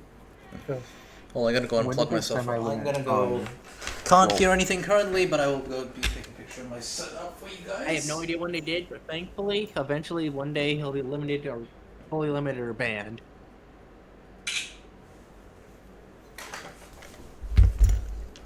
I would definitely add for this deck. I would definitely add 2 more imperms. Yeah, so maybe cut out like maybe some of the dangers. No, because you always want either a 41 or 42 card deck. Oh, really? Yes. Oh. You never want to go over the 45 mark with your deck unless you're playing freaking. Skull Servant. How bad? Branded. Yes, Brandon. Yeah. Or you're playing being goofy and playing Skull Servant. Well, unfortunately, grass isn't a Monster Gate and grass are no longer allowed, so that does not work very well. You actually do need to be more consistent with it in that case. Oh, they have an SP art for Skull Servant. Wait, they That's do? so cute. Yeah, if you look up Skull Servant, the second one. Hey, do you have Typhon in your deck? Typhon? Yes. So if you have Oh, Zeus, it's you a little typically want chibi. Typhon to go with it. The chibi. I thought you meant SP Little Knight. Yeah, they have the chibi now. Which one? Yeah, but I call it SP because my introduction to that is from like You're not Rockman typing. X Dive, and they had like an SPX and SP0 where they were like chibi. Ah. What's the first word for Typhon? What's the first word of the card? Hold on. Okay, just type in TY-PHON. Super Staff Slayer Typhon Sky Crisis. Ah, For context in the lore, the gods are trying to destroy humanity, so humanity makes like 12 different mechs based on the gods of Olympus. The most powerful one is Zeus. And because the gods see this, they get angry and they make their own one called Typhon. So Zeus is meant to represent the human spirit and human innovation, whereas Typhon is meant to represent like the ego and capriciousness of the deities in question. You know, because like the Greek gods are kind of like rather capricious. So my headcanon is they're fighting the Greek gods, and then they make the mechs named after the Greek gods as an extra fu to them. I swear, that I is can't remember actually this full name. well Typhon. known in like of the characters that are known to like spite the guys. Like if you look at the original Arachne, Myth of Arachne, Yep. basically what Athena made was something glorifying gods, and Arachne made something aggrandizing their hedonism. Yep, in her case, she basically made a giant linen thing of saying, here is every time the Greek gods have decided to bone random people and then destroying the lives of random humans. Do these guys look great now? Do you guys remember the time that Zeus turned into a freaking swan to do it? Or the time he turned Io into a bull to hide from Hera? Wait, Fairy Tail has an Xyz monster in the OCG now? Yes. Oh, that's cool. They also have new yes. fusions, by the way. If you have, typically, if you have Zeus, you want to have Typhon to go with it. Okay, so Zeus and Typhon and any other good generics that fit in this. Probably a rank 3 at this point because they have a lot of rank 3 level 3s and ways to get to them. Gossip Shadow, I guess?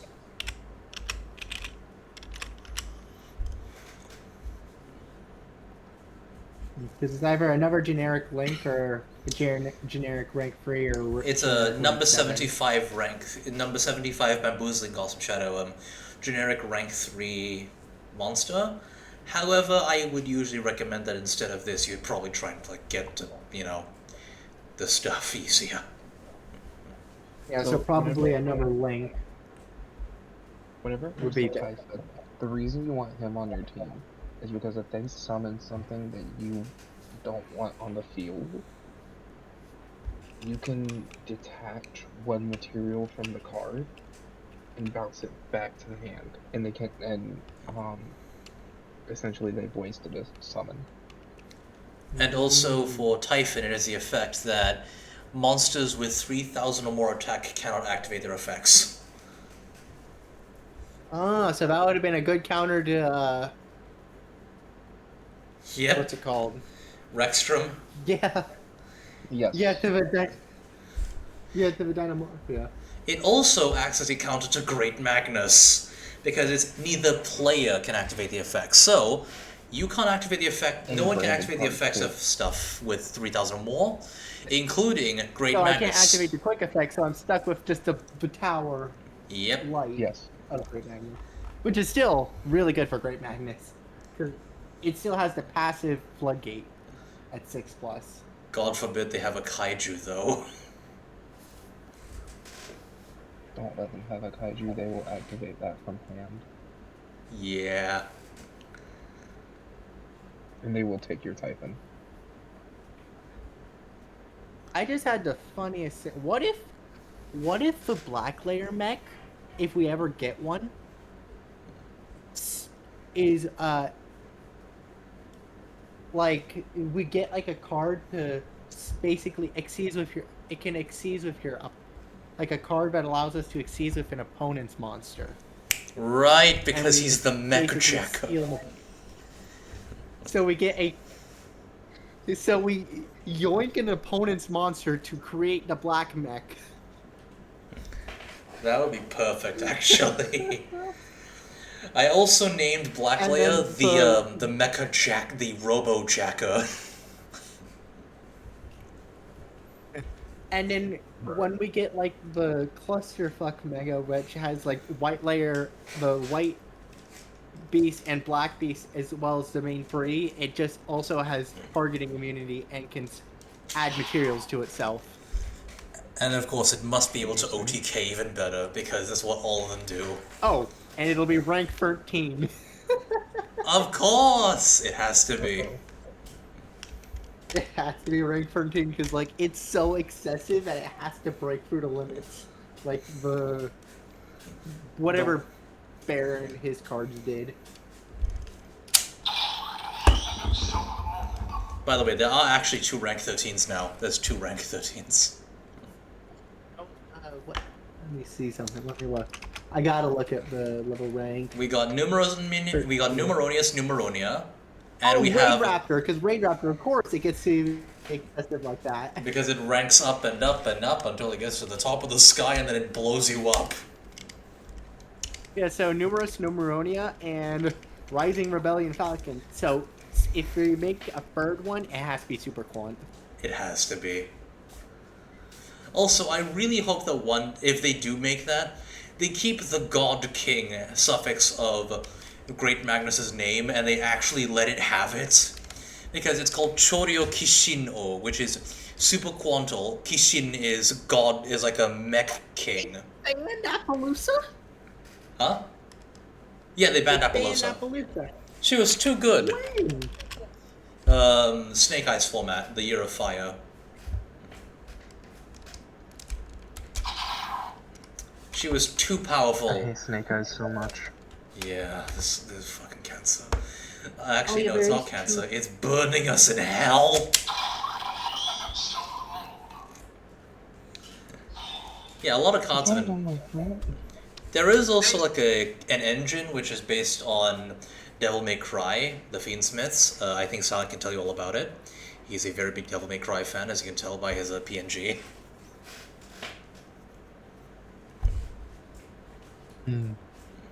Yeah. I do wonder, will they one day make a Yu-Gi-Oh deck based on Uma Musume? I could.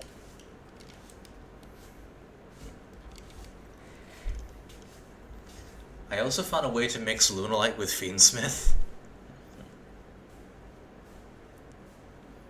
It's Oh yeah, beautiful. I must say, yeah, that deserves. Sprite Elf deserved. Yes.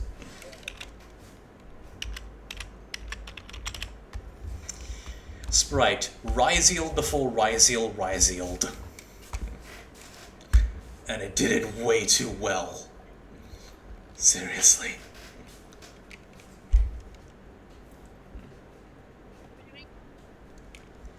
It kind of bothers me that, like, Fiendsmith is still generic, even with the banning of the smaller version of the Goddess of the Closed World. Because Exciton Knight is still a light fiend. And can just be Xyz summoned. So I decided to do a thing. For Union I read, character, if you do a retrain but actually limits it to like unions, that actually be good. A Union carrier retrain where it's really Union carrier. Yeah. If Union Or- Carrier needed 2 Basically, unions. it's either Union or lists in the card effect that it can equip. That's what they need to do for like a retrain. Because there Well- are some cards that act like unions but aren't unions. Well, less of a retrain and more like an errata.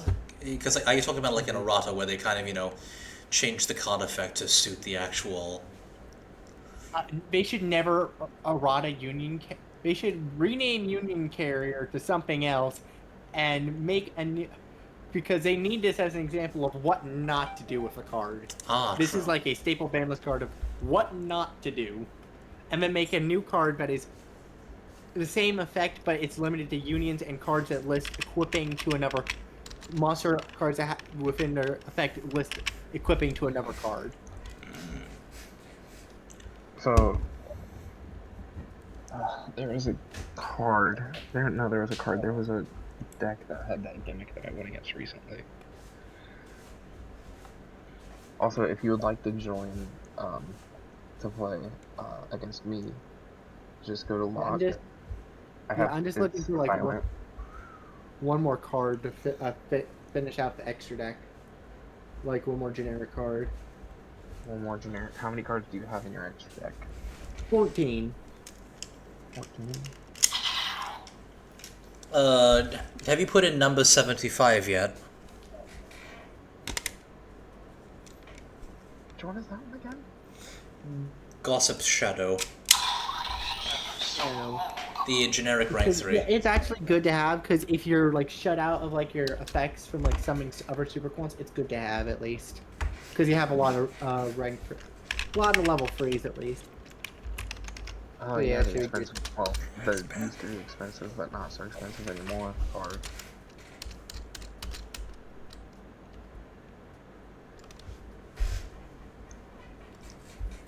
Oh, I see what Gossip had. That's actually funny. Okay, Yeah. there. Which server are you in?